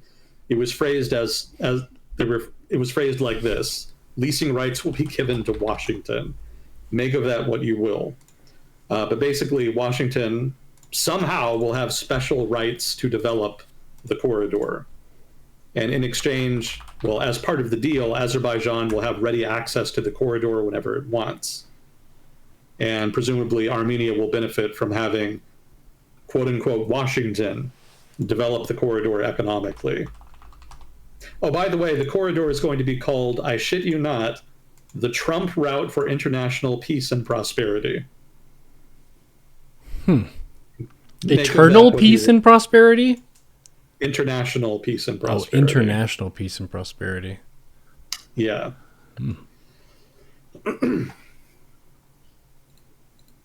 So the details, as always, are yet to be worked out. So we'll see if anything actually comes of this. That remains to be seen. Trying to say eternal would have been too on the nose. Oh, yeah, for sure. But I would point out here that one of the things that Trump himself, as an individual, has been doing for a couple of months now is repeatedly stating that he deserves a Nobel Peace Prize. He's brought this up like a weird number of times at this juncture. So he seems to be going out of his way to try to sponsor peace agreements, peace deals, etc., of one kind or another, as part of what is apparently a campaign on his part to try to get a Nobel Peace Prize. Didn't Obama get one? He did. President Obama did receive a Nobel Peace Prize for no particular reason. Like, even at the time, everybody kind of thought that was a weird one. Yeah, I can't even remember why it was. As I recall, it was largely aspirational. Obama, when he was campaigning for the presidency, had been running on a platform that involved a less militant approach, shall we say, to the terrorism problem and to the Middle East writ large. And apparently that was enough to impress the Nobel Committee. After 8 years of the Bush administration, they thought it was pretty wild and exciting that there was actually a dovish American president again. And they thought even just electing him in the first place deserved a big pat on the back, so to speak, for the American people. So they gave him a Nobel Peace Prize, basically implicitly saying, please stop blowing up the Middle East. That's the only way I can make sense of it, because otherwise he didn't do anything. Like, Obama never did anything to deserve that Nobel Peace Prize. I think they gave it to him before he had been president for even like a week or two. Yeah, chat's saying that he got it on good vibes. It's actually pretty much the distinction. Yeah, that's fairly accurate. They're saying Yasser Arafat also got one.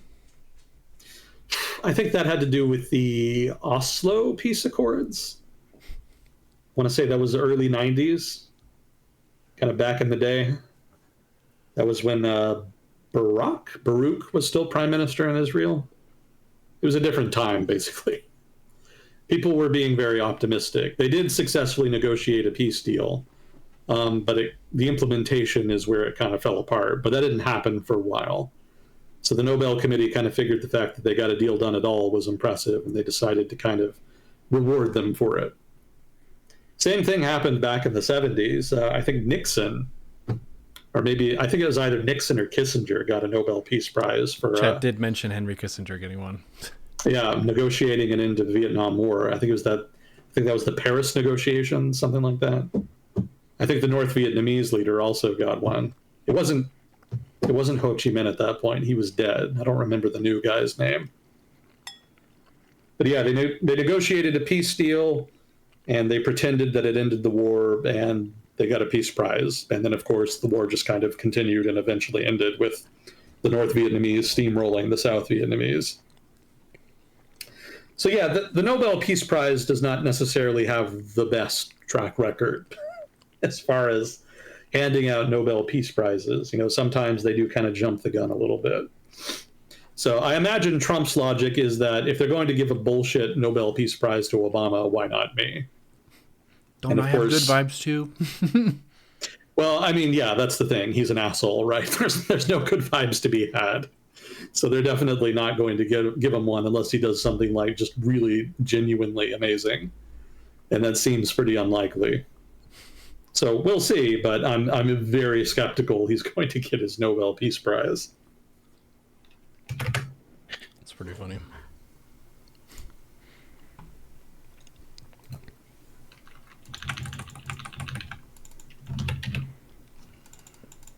Well, and between games, if you wanted to go over the maps that you made for us. All right. Which would you like to look at first? I don't know exactly what the order of them is, so It's I no guess particular order. you'll. Yeah, you can just kind of pick one. Okay. So I think I have all of these together. So this one looks like a bunch of stuff in red. It was titled Trump High Tariffs. Okay, so as you know, on August 7th, the US government did actually follow through with its threat to implement the high tariffs. And I was actually wrong about this because I thought there would be negotiations leading up to August 7th when they would actually be implemented and that most countries would be able to avoid them. And that's only half true. Because I think in some cases they actually did delay full implementation until like August the 15th or some shit, some weird thing like that. But for the most part, they do seem to have followed through with the threat. So there are some countries that got very, very high tariffs. These are not the same tariffs that were threatened with the reciprocal tariff announcement in April. Southeast Asia, as part of the original April announcement, were supposed to get very high tariffs.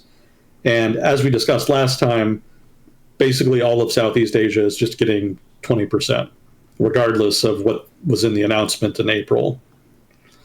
So what I did then is I looked at the reciprocal tariffs as they were announced back in April, and I mapped out who had the really high tariffs. And then I also added China, India, and Brazil because they've also been hit with high tariffs that are not really related to the reciprocal tariffs. So for the most part, most of the world is either now subject to 10% American tariffs or something between 10 to 20%. But there's a few that are subject to tariffs that are over 30% and can range as high as 50 to 55%. And those are the countries that I have in red here. Gotcha. So most of the world is subject to tariffs now, but they're relatively moderate. Again, emphasis on relatively. But there's a select few countries which are really getting it hard. And so these are the countries that are being disproportionately impacted by high American tariffs. What are these islands way out here in the Pacific that are tariffed hard? One of them is Fiji, the other one is Nauru. I remember you mentioning Fiji. Yeah, our bottled water, Neuro, is about to get more expensive. But they have such colorful, exciting labels on it. It must be refreshing. Damn. Madagascar, I think you mentioned before. Yeah. Yeah, sub-Saharan Africa is basically just raw exports. It really doesn't make much sense to tariff them. That's ultimately just going to make it harder to manufacture stuff in the United States, which is counterintuitive given the Trump administration's alleged prioritizing of domestic manufacturing. And then this one. Switzerland has has some high ones as well. It's around 39%. You might actually ask Etche Fatum about that the next time you talk to him. It's been something of an issue in domestic Swiss politics. Huh. I hope he's doing well. Same. He has a kid now, so he's been busy with that. That'll do it. Yep. They're high maintenance. Yep. Okay, so this one has yellow, red, and blue countries. So this is a composite of the remaining two. So the blue countries are countries that the Trump administration has successfully negotiated a quote-unquote deal with.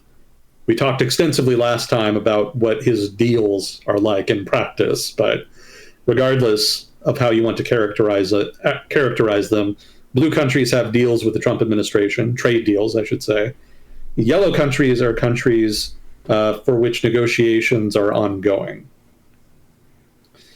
Now, the white countries are not necessarily countries that are not trying to negotiate with the Trump administration, but they are not countries that the Trump administration is prioritizing talks with. Various figures within the Trump administration have signaled that there's really only about something between a dozen to 2 dozen countries that the administration is actually interested in negotiating with regarding trade. And everybody else is kind of a secondary priority that they may or may not get to later.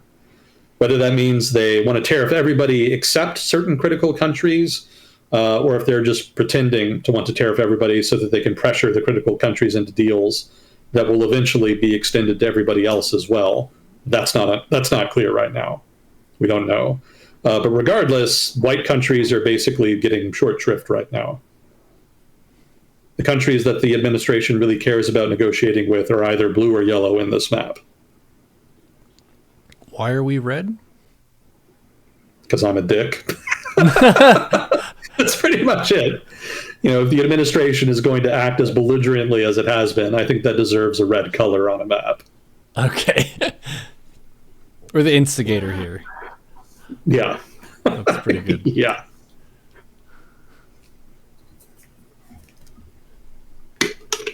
Okay, nice. Yeah, looks like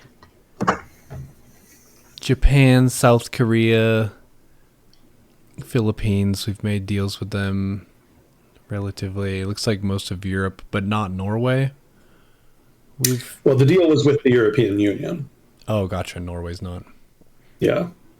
I see. So the only deals in Europe that the administration has right now are with the European Union and the UK. I see. Okay, and this next one, I think it just is basically the same, but no yellow countries? Yeah, correct. Gotcha. So these are the countries the administration has a deal with. You can see Asia and Europe got a lot of attention and were relatively successful. Gotcha. And the yellow countries in the other map are the ones that the administration wants to deal with, but has not finalized one with yet. I see. Yeah, there's a lot of humanity in the yellow map. Yeah, I noticed China and India and Brazil are all pretty populous countries that are up there. Yeah. Yeah, the European Union was a big win. Japan was a big win. But relatively speaking, they were in so much as getting a trade deal, quote unquote, with the Trump administration is a big win. But China, India together are a big chunk of the global economy, certainly a big chunk of humanity. And so not being able to get a deal with them is kind of crimping the administration's style a little bit. It's also not helpful that they don't have deals with Mexico and Canada yet, but I suspect that's going to be a semi-permanent state of affairs, given how much political hay they make out of basically aggravating both of them. Mm-hmm.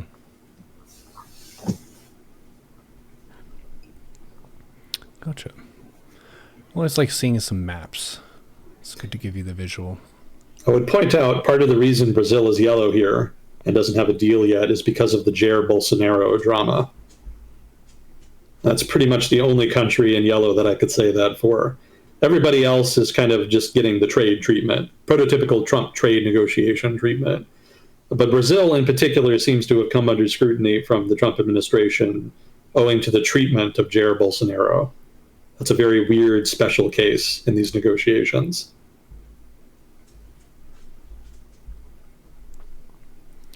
Man, I just remembered Bolsonaro's push-up videos. They're so good.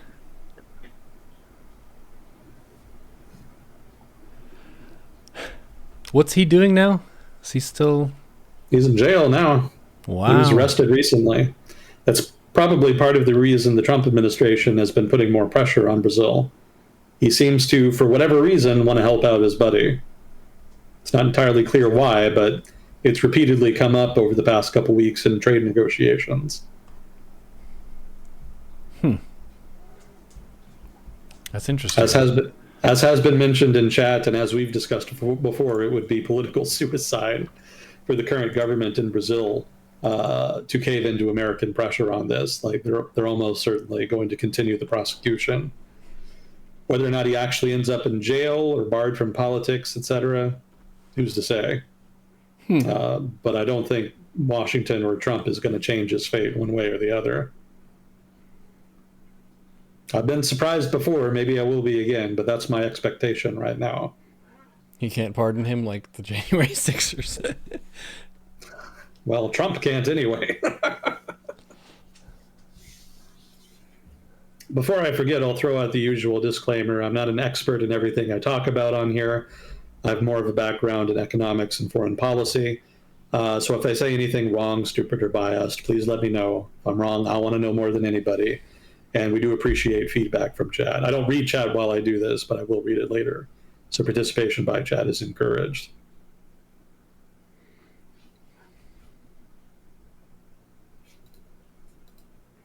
I think I did it in like the last 5 minutes in the last one. Hey, he's still in there. Still technically in there. Yep. The streak is alive. A lot of viewers, I think Moss said that that's his favorite part of the whole segment. The disclaimer. I'm happy to do it. It's very accurate. I've made an ass out of myself plenty of times, and I've learned a lot from chat, so it's well worth repeating. I need to draft up you an April Fool's version. Oh, God. I'm an expert in everything I talk about. And I'm an expert on everything. God, how long have we been doing that? What is this, like year 8 now? Yeah, something like that. God. I never say anything wrong, stupid, or biased. So you should never correct me. Participation in chat should be done at your own risk. No, for real. Love you, chat. Thanks for cheering us on all these years during the segment. It's a nice, refreshing part of my week I get to look forward to. Well, thank you for allowing it to continue. Much appreciated. Hell yeah. Let's see. We got the maps done. How are we doing on time? I've been going for close to 2 hours, so as much as you like. I am down to BG3 after as well if you want to. Oh, I'm always down for that. We got Merkel coming up next, which is a big fight. Got Merkel. We got Hot Drow Girls. We got the works, man. Yep. How can you not want BG3? The plan is coming together.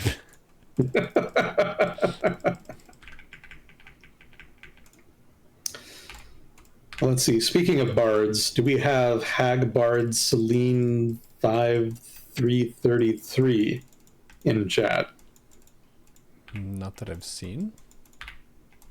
Well, that's his YouTube handle. It might be different in Twitch. He made a special request for a history of the British economy. Oh yeah, you mentioned that last time, I think. Yeah. And I did prep an outline, so we can do that. Sure. But if he's not around, then maybe we wait. If I they're don't a know how we YouTube wanna do viewer, they're that. going to see it on YouTube anyway. That's a fair point. All right. So let's see if we can do that. Now this review is truncated.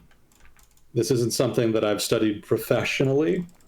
So this is more off the top of my head from stuff I gathered over the course of studying economics. And this is also more focused on manufacturing, since the context of the original discussion that the question occurred in was largely focused on the evolution of manufacturing. So that said, we'll start then in the late 1700s. This is really going to be more like industrialization of the UK rather than like a full economic history of the UK. Because to do that, I'd have to go all the way back to like Roman times, and I'm not doing that. That's not happening. I'd have to read a lot more to get that kind of depth. But by the late 1700s, the British economy was very much a maritime trading economy. Obviously, there was a significant amount of agriculture. There was a very prominent wheat trade. In fact, the trade in wheat and other foodstuffs was actually the mainstay of the Baltic trade, right? The trade between ports in Northern Europe, the Baltic, and the UK, which was also kind of part of that trading network. It's not sexy, but it represented a huge chunk of maritime traffic and not merchandising, a huge amount of maritime traffic and financial exchanges. Let's put it like that.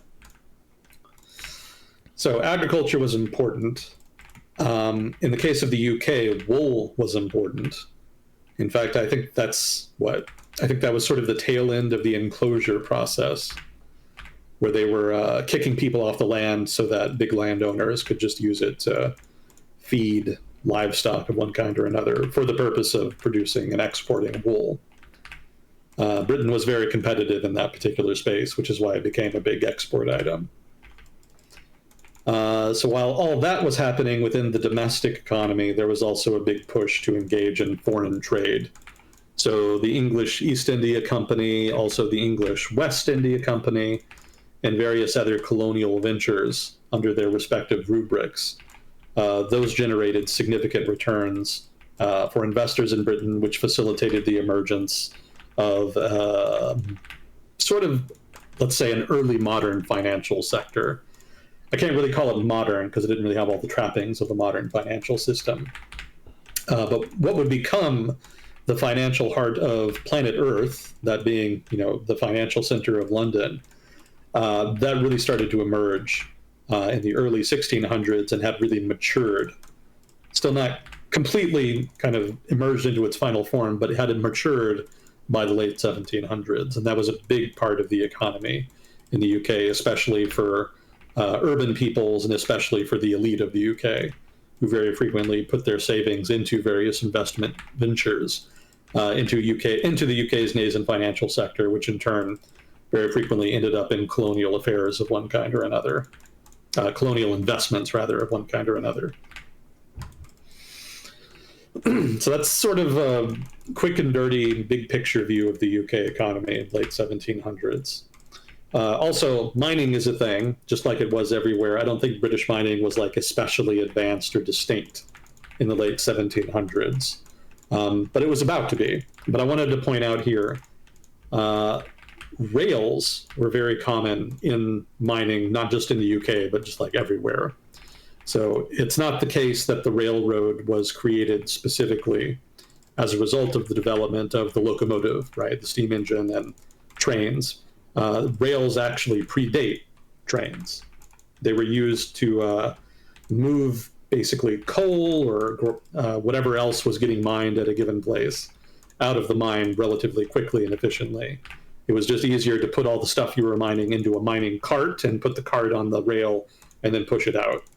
You could obviously push more in a cart than you could on somebody's back. So that was more efficient. And as a result, there was already rail infrastructure in place. So keep that in mind, basically.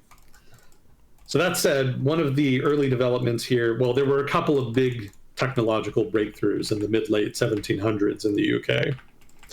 One of them was metallurgical. They basically developed an advanced process for developing and producing stronger iron, and this process was later used to also produce steel. I believe the process was called puddling, but don't quote me on that. I'm very weak in metallurgy. But this technique, if I'm remembering it correctly, and this is a bit of trivia, this technique was actually discovered in China something like 2,000 years ago, but they just didn't have the broader technological or economic infrastructure in place to really do anything with it. So it ended up being kind of more of a novelty that largely ended up being forgotten later. But in the UK, they had sort of the broader social infrastructure in place to actually do something with it, and so it helped facilitate industrialization. So this was important because it allowed them to build not only more powerful machines that were more capable and could pull more weight and just do more stuff generally, but it also allowed them to build more infrastructure that was larger and more tough in order to facilitate the expansion and utilization of that more advanced machinery. So obviously, like I've already mentioned, the steam engine was another big breakthrough. And the steam engine early on was largely just used for simple shit, like stuff I wouldn't even have thought of if I hadn't read about it. So one of the things was pumps. So it used to be that if you owned a mine and you were paying people to get shit out of it, one of the problems you could face would be the mine flooding, which was very common. And in fact, even before you started working the mine, it may be that it was already flooded, that the water table was basically high enough to preclude you digging deeper to get more stuff out of the mine, out of the mineral deposit. So a solution to that was using pumps, and people had already used that to a degree, but it was just difficult, laborious, and expensive. But with the steam engine, much more efficient. And so the result is that mining in the UK became way more productive. You could get a lot more out of individual mines, mineral deposits, etc. And in turn, mining became, an attractive investment prospect. And this in turn facilitated the mining of coal, which was used to fuel the steam engine, which made the fueling of steam engines cheaper, which made the steam engines cheaper to operate, and in turn made them more economical in other uses. So that then had a sort of positive feedback loop that resulted in the steam engine being used for things like locomotives, which were used to pull the carts that you put your mined stuff in, your coal, your iron, whatever. You could put it in the cart, and instead of having a team of guys pull a couple carts at once out of the mine, now you could have a steam engine pull a whole shit ton of carts out of the mine all at once. So the whole process was made much, much more efficient, which in turn had further positive feedback loop, made the coal that you were mining even cheaper, made the steam engines even cheaper, etc. Now, eventually, this led to applications outside of mining. One of them was textiles, which was a revolution that was already kind of in place. There's sort of a broader commercial/technological revolution happening now that involves machinery. So complex machinery was being developed and built for economic uses. One of them was machinery used to very efficiently produce textiles. But when you mix that machinery with the steam engine, you can work that machinery much more quickly, efficiently, and produce a whole bunch of textile output very quickly and very cheaply, such that you can get significant market share for what are basically low-end textile goods. At this point, you could mass produce textiles, but you just couldn't really do it in a way that produced really high-quality stuff. You were basically just cranking out cheap shit using some of the earliest factories. So that was good enough to build a fortune on. So, investors were quite content with that. But they weren't like disrupting the entire textile industry with this. They were disrupting mostly just the low end of it. That might seem random, but that's going to be a pattern you see emerge here as we continue. So, steam engines applied to textiles. Suddenly, the UK is mass producing consumer goods, specifically textiles, which are one of the mainstay consumer goods in international trade at this point in history, and had been basically since time immemorial. Now, another usage, of course, as you might guess, is transportation. You can build a locomotive and have it pull a bunch of cars with people in them. And that allows you to transport people very quickly and efficiently, as well as goods, just generally. There's the merchandise aspect of it. So instead of putting your goods of one kind or another on a cart and having it pulled by a donkey 100 miles wherever it needs to go, probably not even that. You would probably go to the nearest canal and have them ship whatever it was you were trying to move. Instead of doing all of that, you could just put it on a train and it could go wherever you want very quickly and efficiently. And fuel was cost effective enough at that point to make that feasible. And so you can kind of see how all of these developments synergize together, right? The steam engine, metallurgical developments, pumps, making the fuel cheaper, making the steam engine, etc. So it's all just a big economic virtuous cycle of innovation. And this is what basically sparked industrialization in the UK in the late 1700s. And this is all technology that they dominated for much of the next 50 years. This was all technology that could be replicated abroad, but which was not necessarily easy to replicate. Keep in mind that a lot of measurement, for example, was not standardized at this point. This is basically pre-metric system, pre-Napoleonic code, etc. So as a result, when you wanted to do a technology transfer, so to speak, in order for technological diffusion to happen, you couldn't just write out a set of instructions with a systematic system of measure to use as a reference point. If any kind of engineer or metallurgist or blacksmith wrote down their process for how to do this stuff and actually shared it with somebody from, say, France, Belgium, etc., it would be incomprehensible because they would be using very different systems of measure. And sometimes they wouldn't even use systems of measure. Sometimes they would just do it by rule of thumb, which is effectively impossible to replicate. So the fact that science was not quite science and measurement, etc., was not quite as systematized and evolved as it is now was actually an inhibiting factor that prevented the rapid spread of these new technological developments. It kind of took a little longer to diffuse the knowledge than it would, say, now, where you have the fucking internet and the whole communications revolution, etc. Everything, information travels very, very quickly now. But at that time, not so much. And so the fact that technological diffusion was inhibited meant that the UK was able to enjoy the benefits of being a first mover in these technologies for much longer than later first movers would enjoy similar such advantages with new technologies that would emerge in later generations.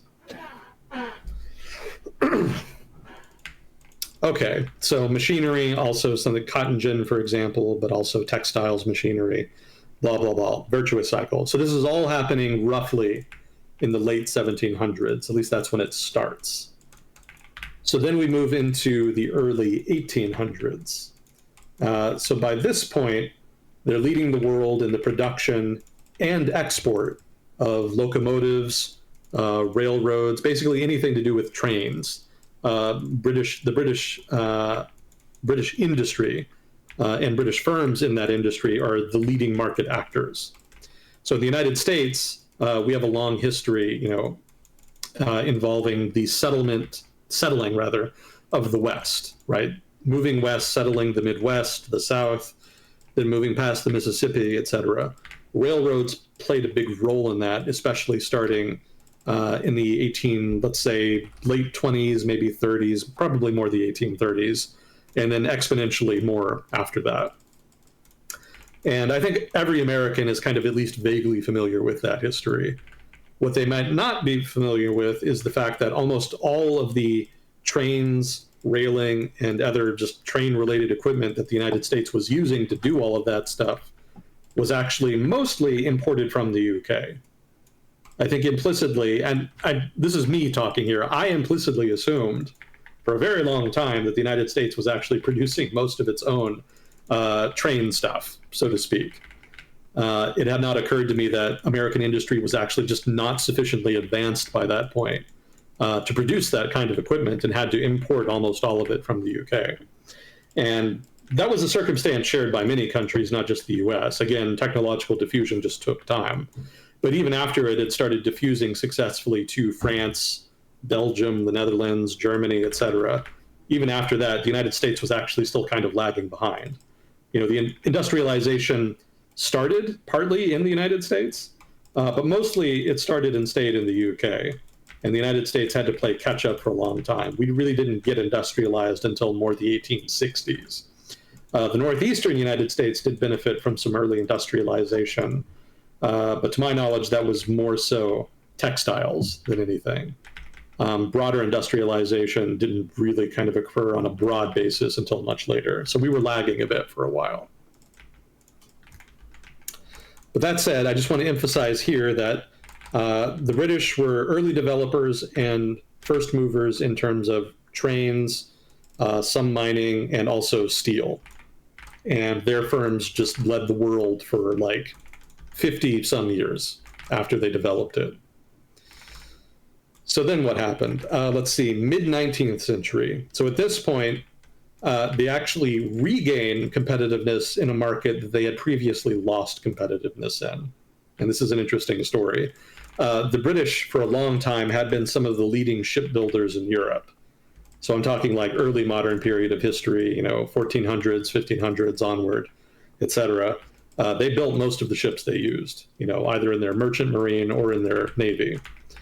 But starting in the 1700s, they actually became uncompetitive compared to rival shipbuilders in colonial America, interestingly enough. Still technically Britain. It was still technically all one country, but really British, and when I say British here, I mean the British homeland, shipbuilders there lost more and more business over time to American shipbuilders until they almost disappeared. American shipbuilders were just so competitive that they effectively drove them out of business. And for a while, for a hot minute in the 1700s and early 19th century, America was basically the shipbuilding capital of planet Earth. Like, we were really cranking them out very cost effectively for a long time in this period. But what happened is that because the British were leading actors in the market for steel, metallurgy, etc., they in turn were early developers of ironclad ships. And nobody else had the technological capacity to do that. Well, not nobody else. France, etc. Some of the early industrialization first movers also had it, but the UK were the most advanced, easily. And they were able to kind of use that to leverage their shipbuilding sector back into existence.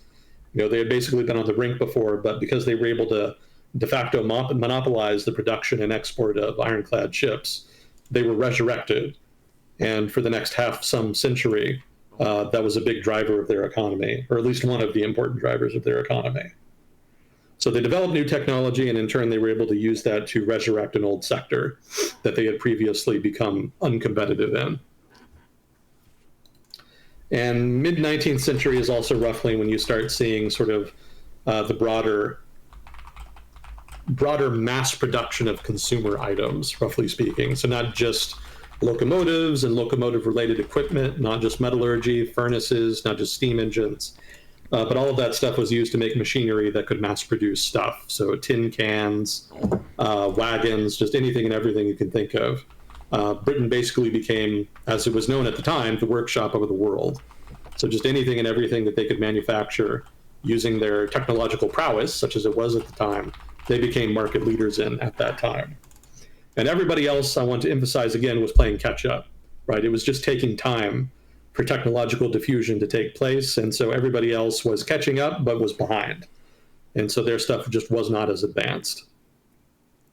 Okay, so this brings us to the late 19th century. So what happens here? So this is where you start to see the worm turn. Up until this point, Britain was the workshop of the world. They were exporting anything and everything everywhere on the planet. And in turn, they embraced a policy of free trade. Partly that was a vestige of their earlier status as basically just the Walmart of planet Earth when they were a maritime trading empire. But as they became a manufacturing powerhouse, that underscored the value of free trade because that meant that they had export markets everywhere. In the late 19th century, you see them start shifting away from free trade. And the reason is that their manufacturing sector is becoming relatively uncompetitive at this point. And, it's not because they're more dumb. It's not because of a disaster or anything like that. It's just because everybody else has finally caught up to them. Everybody else is cranking out engineers. They've learned the science. They're able to replicate the technology. And so there's foreign competition that is on an even keel with some of the traditional industries that had started industrialization in the UK. So textiles, steel, shipbuilding, specifically ironclad shipbuilding, trains, locomotives, heavy machinery. All of these are industries that are old at this point. By the late 19th century, these are all industries that are about 100 years old. And other countries have developed the technology and can produce them cheaper now than the British can, even though they were previously market leaders.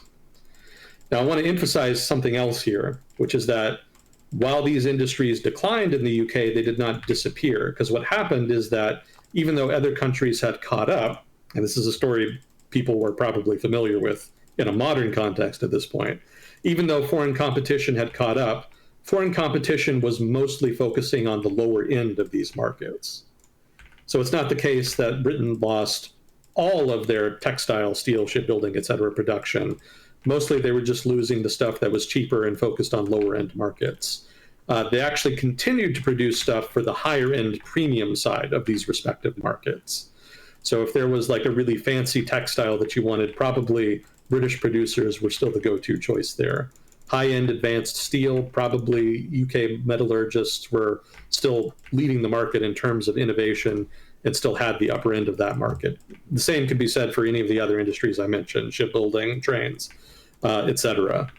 Being a first mover means that even if you lose some of the low end of the market, you probably invested enough in technological innovation, research and development, and whatnot to be able to produce high-end stuff that other competitors can't really replicate. So this is a process that should be familiar to people who have been following international economic developments for the past couple decades. That's been happening for as long as industrialization has been a factor. That is not a new thing. And the UK were basically the first to experience this. This is a transition that has repeated multiple times now. The UK were just the first to really experience on any kind of big scale. So at the same time that these traditional industries that had really powered the UK economy early in the 19th century through early industrialization, even as these industries are in decline, even if they are able to kind of maintain a toehold in the premium end of their respective markets, there are actually new industries emerging to power the British economy forward.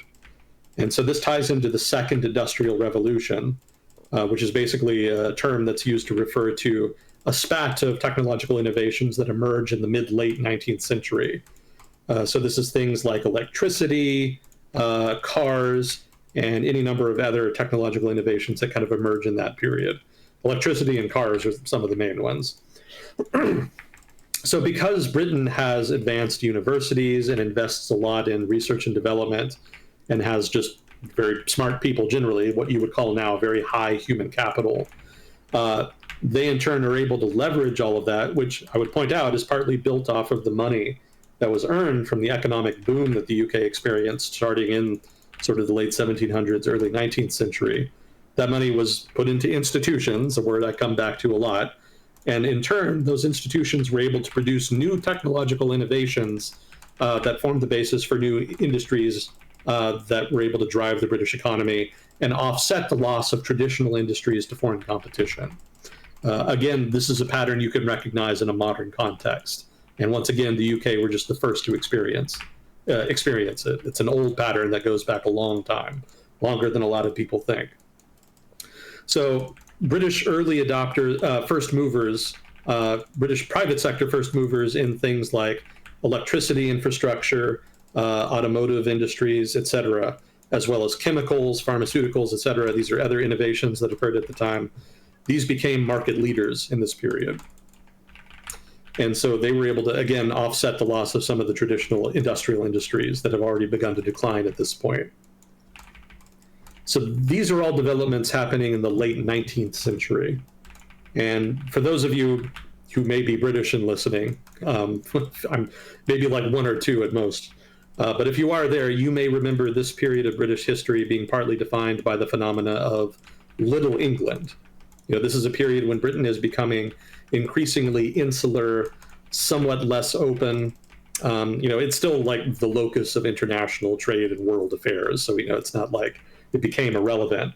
But within British politics, there was a relative trend towards isolationism that started in this period and then ran into the early 20th century.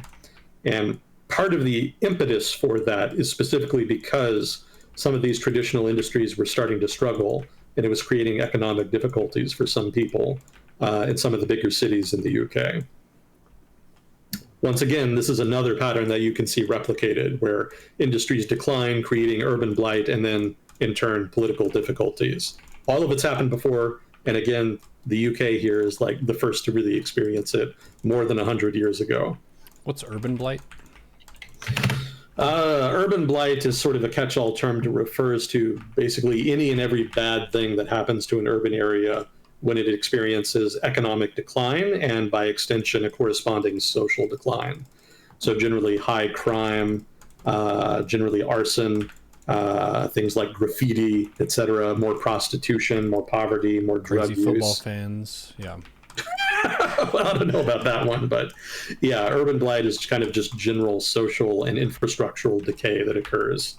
as a city declines. And so again, that's not new. Like that, you can see examples of that all the way back in the 19th century. Okay, so that brings us to the early 20th century.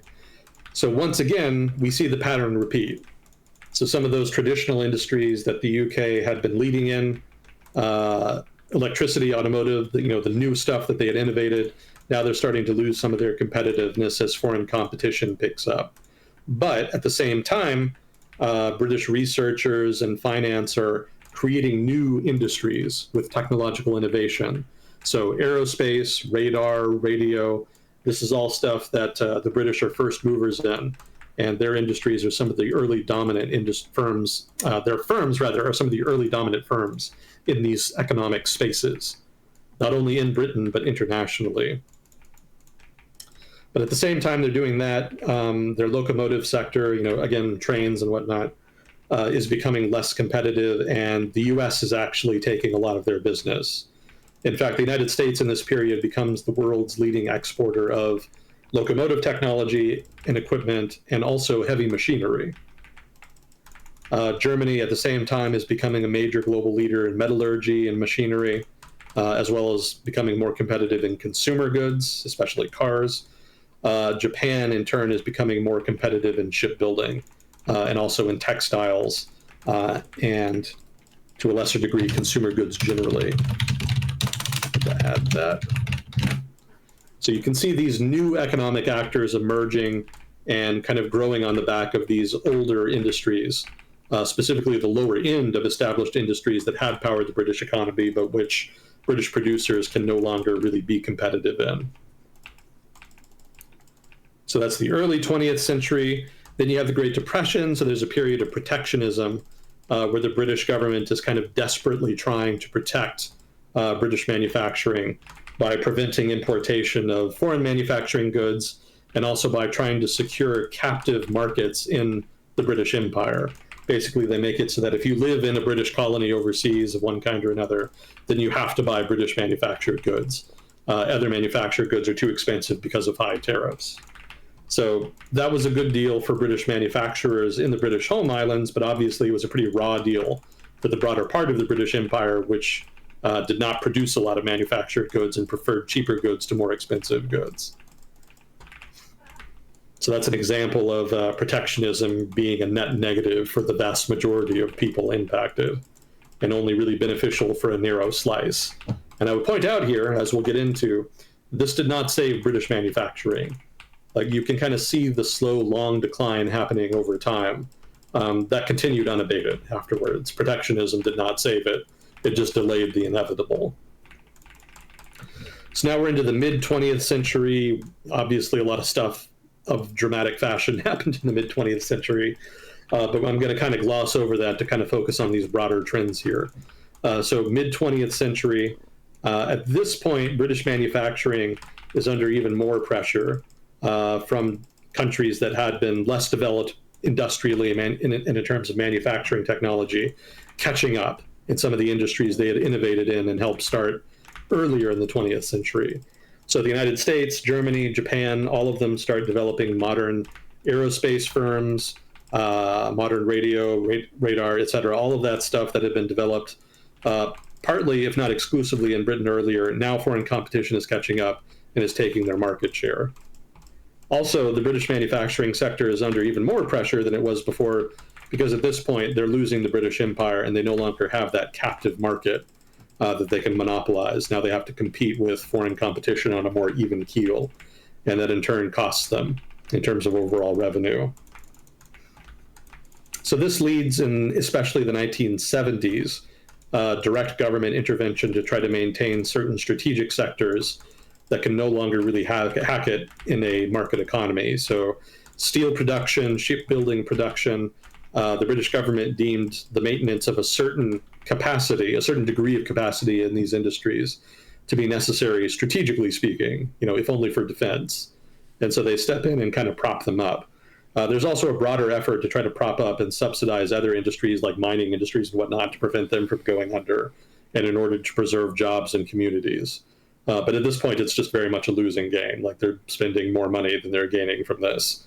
And so the 70s is kind of remembered as a decade of malaise for that reason, partly for that reason. Obviously, high oil prices played a big role in that too, but just also general decline and malaise in the manufacturing sector is instigating a not insignificant degree of urban blight in a number of what had been previously prosperous industrial cities in the UK.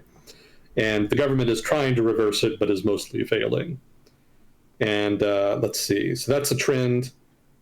This also marks a sort of pivot away from manufacturing and more towards finance. Finance had always basically been a major economic driver for the UK, but as the industrial part of the economy enters what seems to be a terminal decline, the British government starts focusing much more on the financial sector as a engine to drive growth. And this is something they actually start doing as early as the 1950s.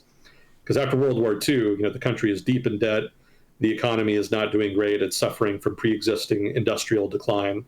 And so finance seems to be the move. It's the only sector that really has room to grow, so to speak. And this is actually where you start seeing the emergence of tax havens in the British overseas territories.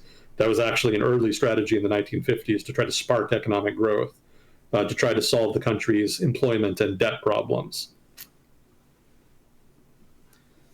Now, by the 70s, that strategy had kind of reached a limit, and so it seemed like they didn't have anywhere to go. And then the late 20th century happens, the 1980s, and then if you're British, you already know what I'm going to say. The Thatcher Revolution, deregulation, the financial sector explodes, it booms, the economy recovers. But at the same time, the gains are not evenly distributed. The subsidies to the mines stop. Protection for, government support for a number of manufacturing industry basically effectively ends. And the result is a significant economic boom that happens at the same time as deindustrialization, which is immensely disruptive for Northern England and Scotland in particular. So uneven gains basically kind of define the 1980s, but it does serve to restore growth to the British economy, which then lasts into the 1990s. So at this point, British manufacturing is kind of in terminal decline. I didn't really mention it, but in every case where an industry where they helped found starts to decline and they lose market share to kind of low-end producers, they still maintain a toehold in all of those industries, specifically the premium end of those industries. So aerospace, automotive, locomotive, they didn't lose all of that manufacturing.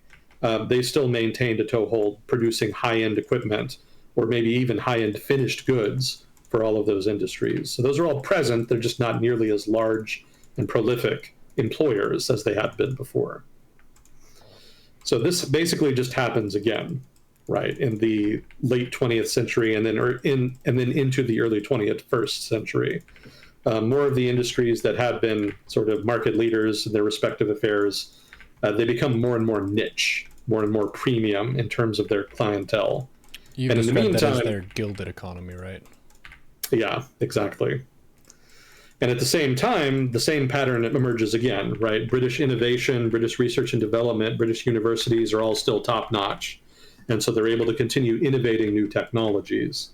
They were not always able to become and produce major firms that would dominate those industries like they used to, but they're at least major actors. A subset of those firms has their core in Britain to varying degrees. So telecommunications, biotechnology, software, artificial intelligence, British actors in these various industries are very prominent, even if they're not necessarily dominant. And in turn, they are continuing to provide significant growth to the economy. So the problem Britain has is not necessarily that they can't innovate. The trouble now is that the technologies being innovated no longer require the employment of significant numbers of blue-collar labor, like the old manufacturing industries of yore. At this point, you can generate a lot of growth just with basically white-collar labor, sort of a nomadic tech workforce.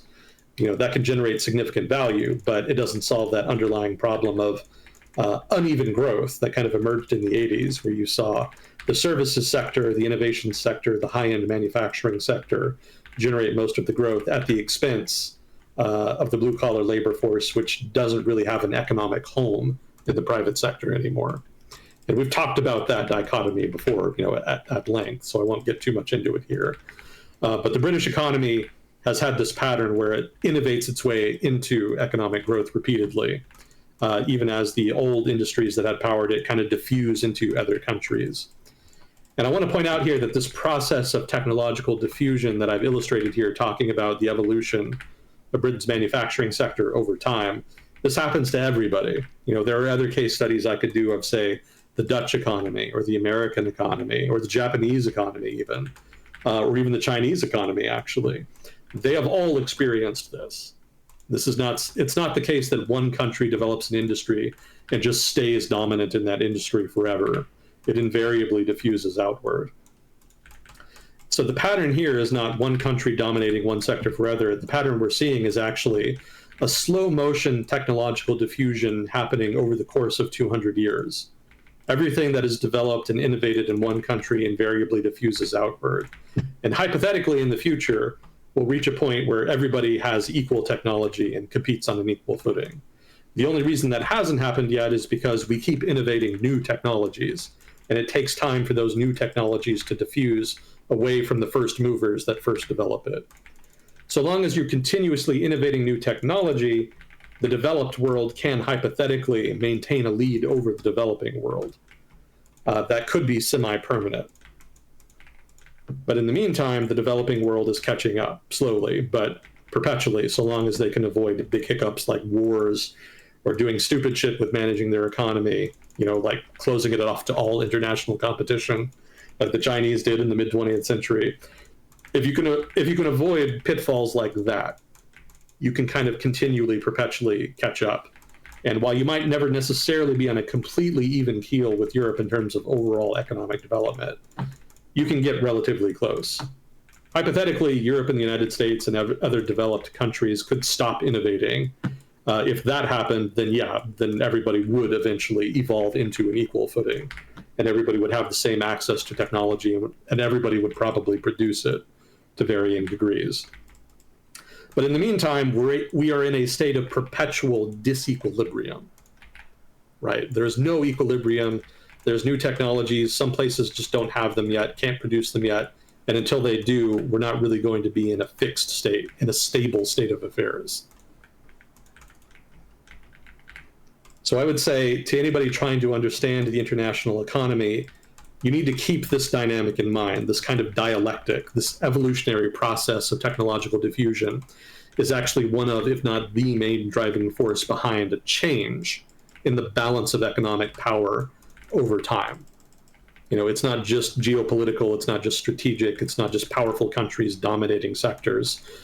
This process of technological diffusion is very difficult to control, even for a powerful country like the United States. And it's eroding our technological and economic advantage over time. And there's not actually a lot Washington can realistically do about that. You can kind of see that in the present with the difficulty Washington has in stopping technological diffusion to China. We can slow it, but at this point, most strategists in Washington are of the mind that it's impossible to stop it.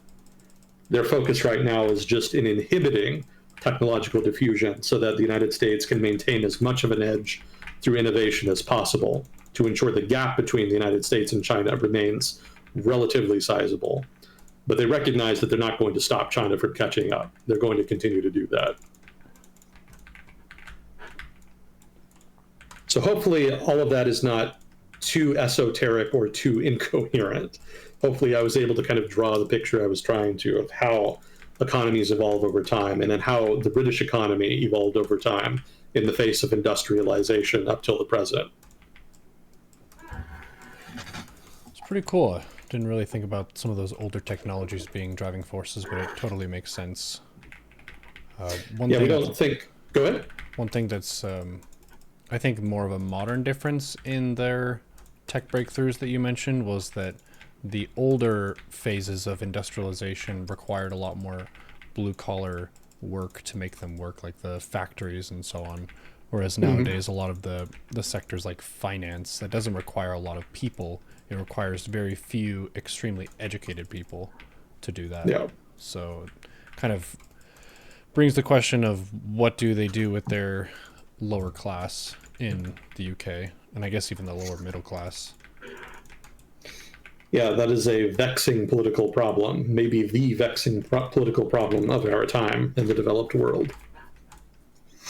And as we've discussed before, there's no easy solutions. But I was going to say, we don't really think about steel production or train production, right, as being advanced technology. Mm-hmm. But there was a time when it was. There was a time when that stuff was cutting edge technology. In the early 19th century, that would have been very advanced stuff, very impressive technology that wowed a lot of people.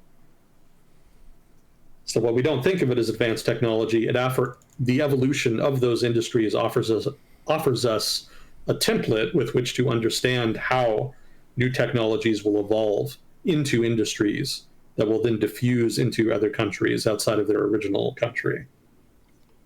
Mm-hmm.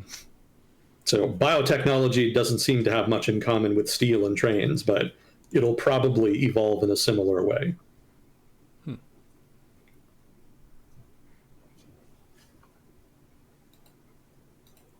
There's one correction from chat. You were mentioning certain countries, they don't ever really dominate their market, but they're saying that Australia invented and still dominates being fucking sick as, bro. Point conceded. Point conceded. That is a valid point. Australia is indeed a very cool country. I would go so far as to say that out of the 5 major Anglo-Saxon countries, Australia is easily the coolest. So wear that title with pride. Good job. I think there might be 1 or 2 more questions left if you wanted to round out with those. Oh yeah, we got a bunch. So you briefly mentioned private equity in contrast to the stock market in a reaction to Trump's executive order allowing private equity in 401ks. I haven't read that article yet. I've got it in my tabs. I have it. It is amongst my, 15,000 tabs now, whatever ridiculous number I'm at. So it's there, and it's recent. So hopefully I will get to it, but I haven't read it yet, so I can't comment on it. I will say that trying to privatize institutions like the 401k, there have been attempts in the past, but generally they've encountered pushback. But 401ks are kind of less sensitive than Social Security, so probably I would expect it to go through. I don't think that's nearly as controversial, given how privatized 401ks are already. But I'll have to read the details. I'm just kind of speculating. I'll see what the details are, and then I'll try to comment on it next time. Okay, let's see. Getting a trade deal with the Trump administration is, quote, a win, quote, for who? The American people, the trade partner, Donald. Yeah, for the Trump administration, it's a win. Because keep in mind, optics are their main thing. That's very much what they're dialed into. That's their emphasis. They want good political optics for domestic political consumption in the United States. So getting a trade deal of any kind, substantive or not, is a win for them because they get to pretend that they did a thing, even if it doesn't amount to much. So when I say that's a big win for them in terms of negotiating a trade deal, I mean, it's a big win for the administration and its claims that they're master negotiators who are completely reinventing the international trade order in a way that is beneficial to the United States. That's their narrative, and every deal of whatever kind they negotiate is more evidence for that, even when it's obviously not.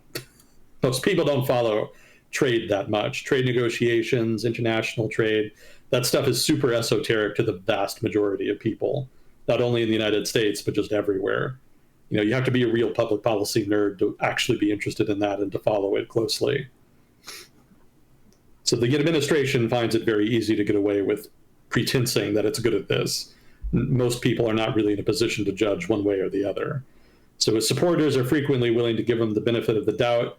His detractors are generally just going to assume he's a shithead and is engaging in some kind of corruption, whether he is or not.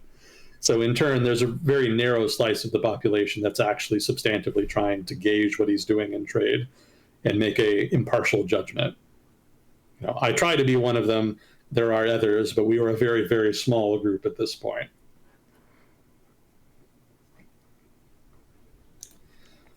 Let's see. Is anyone, economists, think tanks, etc., making any headway on the problem of maintaining the economic dynamism the U.S. is known for, while mitigating the rate at which people's lives are upended due to that dynamism? The AI boom has a lot of people worried. It does have people worried, but they really shouldn't be. There's been more and more publications to that effect, actually. Like the employment disruption that AI portends has been greatly exaggerated. It's probably not going to like just completely destroy the lives of shit tons of people. I would say that the disruption to blue collar workers from globalization remains the main vexing political issue. Disruption to white collar workers from stuff like AI, it'll happen. It'll be disruptive, but I don't think it's going to be a game changer. Really, the overall impact of AI as it exists right now has been very exaggerated. It's got great potential in future, but as it exists right now, it's kind of a glorified spell checker. It's not as advanced as people make it out to be. And I think that does kind of put a cap on just how disruptive it can actually be in practice. Let's see, as for making headway on the problem of maintaining economic dynamism, that's not really a problem. People like to shit on the US economy as well as just economies in the developed world generally, but the US economy overall actually remains very dynamic. If you want to do something new and big, the United States is still the main country that you would do it in, or at least is the most attractive one as far as judging where you would want to do it in. Other countries have their merits, with regard to the development of certain technologies. But just in general, like if you want to invest a shit ton of private equity money into building a better mousetrap of whatever kind, like the US is probably the easiest country to do that in. Overall, I'm generalizing. There are exceptions, but in general, that remains the case. The United States economy, this is actually something I was thinking about a couple weeks ago. The United States economy, as it is right now, even in spite of its flaws and in spite of the cost of living issues, the United States economy right now is the largest and most powerful engine of economic innovation in the history of the human race, bar none. It actually is kind of a modern marvel of the world. Like the amount of research and development and production and actual operationalization of plans into tangible things, tangible, new, amazing technology happens at a faster, more efficient pace now in the United States at any other point in history, and more so than in any other country on the planet, even now. Like it's just completely wild, and we just kind of take it for granted because we just sort of live in it. Like it's just the reality, and it's been that way for a while, so we just think it's normal, but it's totally not fucking normal. It's totally like crazy and bizarre just how much high-end economic activity happens in the United States. So that said, I don't think you really need to do much to maintain the economic dynamism. We're kind of already doing that very well. The bigger issue is just that the benefits of that dynamism are not really evenly distributed. And again, that goes back to that vexing problem with blue-collar labor that structural changes in the economy have kind of created. So, but again, that's a political problem, not an economic one per se. If we're just talking about the US economy and its dynamism, we're actually still doing really well overall.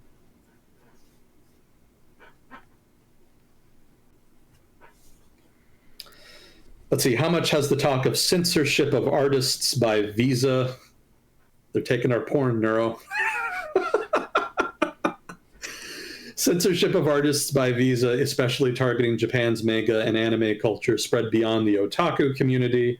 I saw at least one Japanese politician speaking out over it, but he seems to be engaging mostly with the global audience instead of the Japanese one online from what I've seen. I've seen this kind of make the rounds on Reddit, right? There's an activist group that's putting pressure on payment processing companies to, in turn, put pressure on companies like Steam and other distribution firms, as well as the gaming industry generally, to kind of ostracize erotic games of one kind or another. And this is being made out to be like a big censorship crisis, a big power play by interested actors, special interests, really, to try to sort of through salami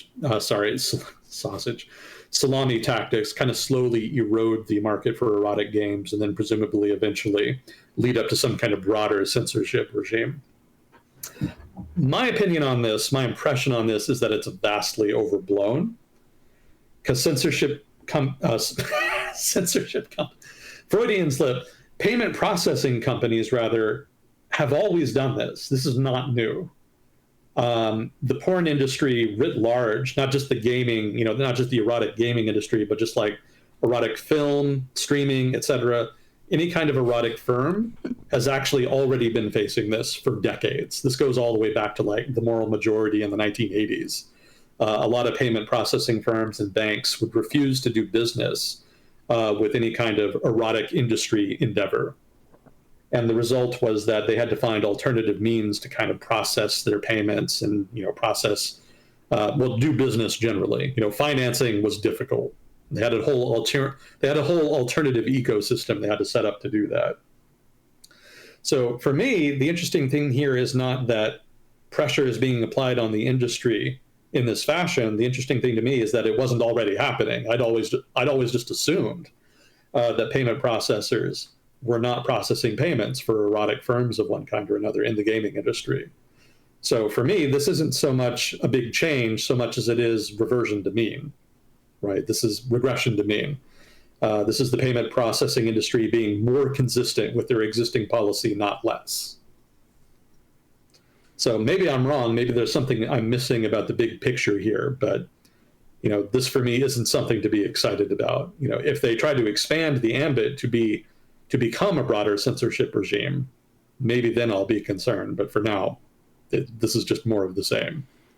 It seems like it would be a tug of war kind of effect, because if there's a demand for a product, then people are going to want to throw money at it. If payment processors refuse that, then people are going to find another way, and then something else is going to kind of pop up to fill that niche. So it would kind of swing back and forth, but not really go away entirely. And that's one of those things like people's internet and their video games and their porn and stuff. Like, you can try to take it away, but that's a temporary thing. They'll get pissed off enough at a certain point that they'll fight back, and they'll get what they want eventually. Change happens when the pain to remain the same becomes too great. There you go. The old Michael quote. Yep, that's a good one. That's a good diffusing quote to whenever people are upset that change isn't happening fast enough. It's an important reminder that you can't just have some people uncomfortable at the situation. You need to have something resembling a majority consensus to be able to actually make that change go through.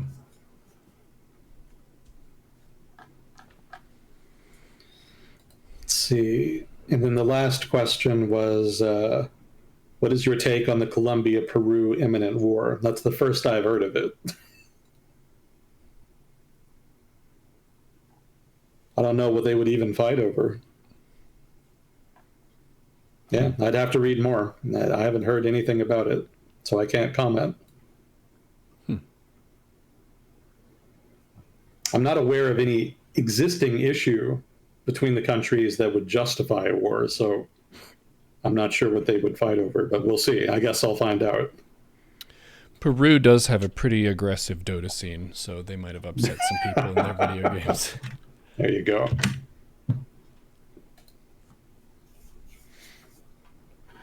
Well, cool. We got a bit of feedback in chat that you'll be able to read later.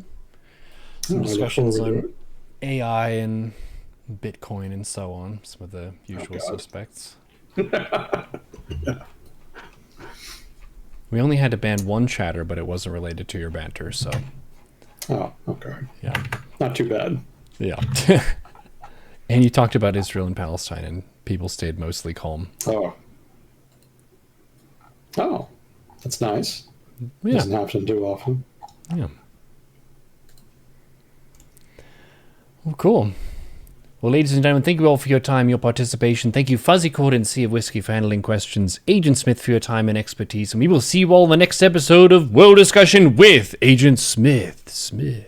Yep. Thanks again. Always a privilege. Talk to you next time. Watch out for the sausage tactics.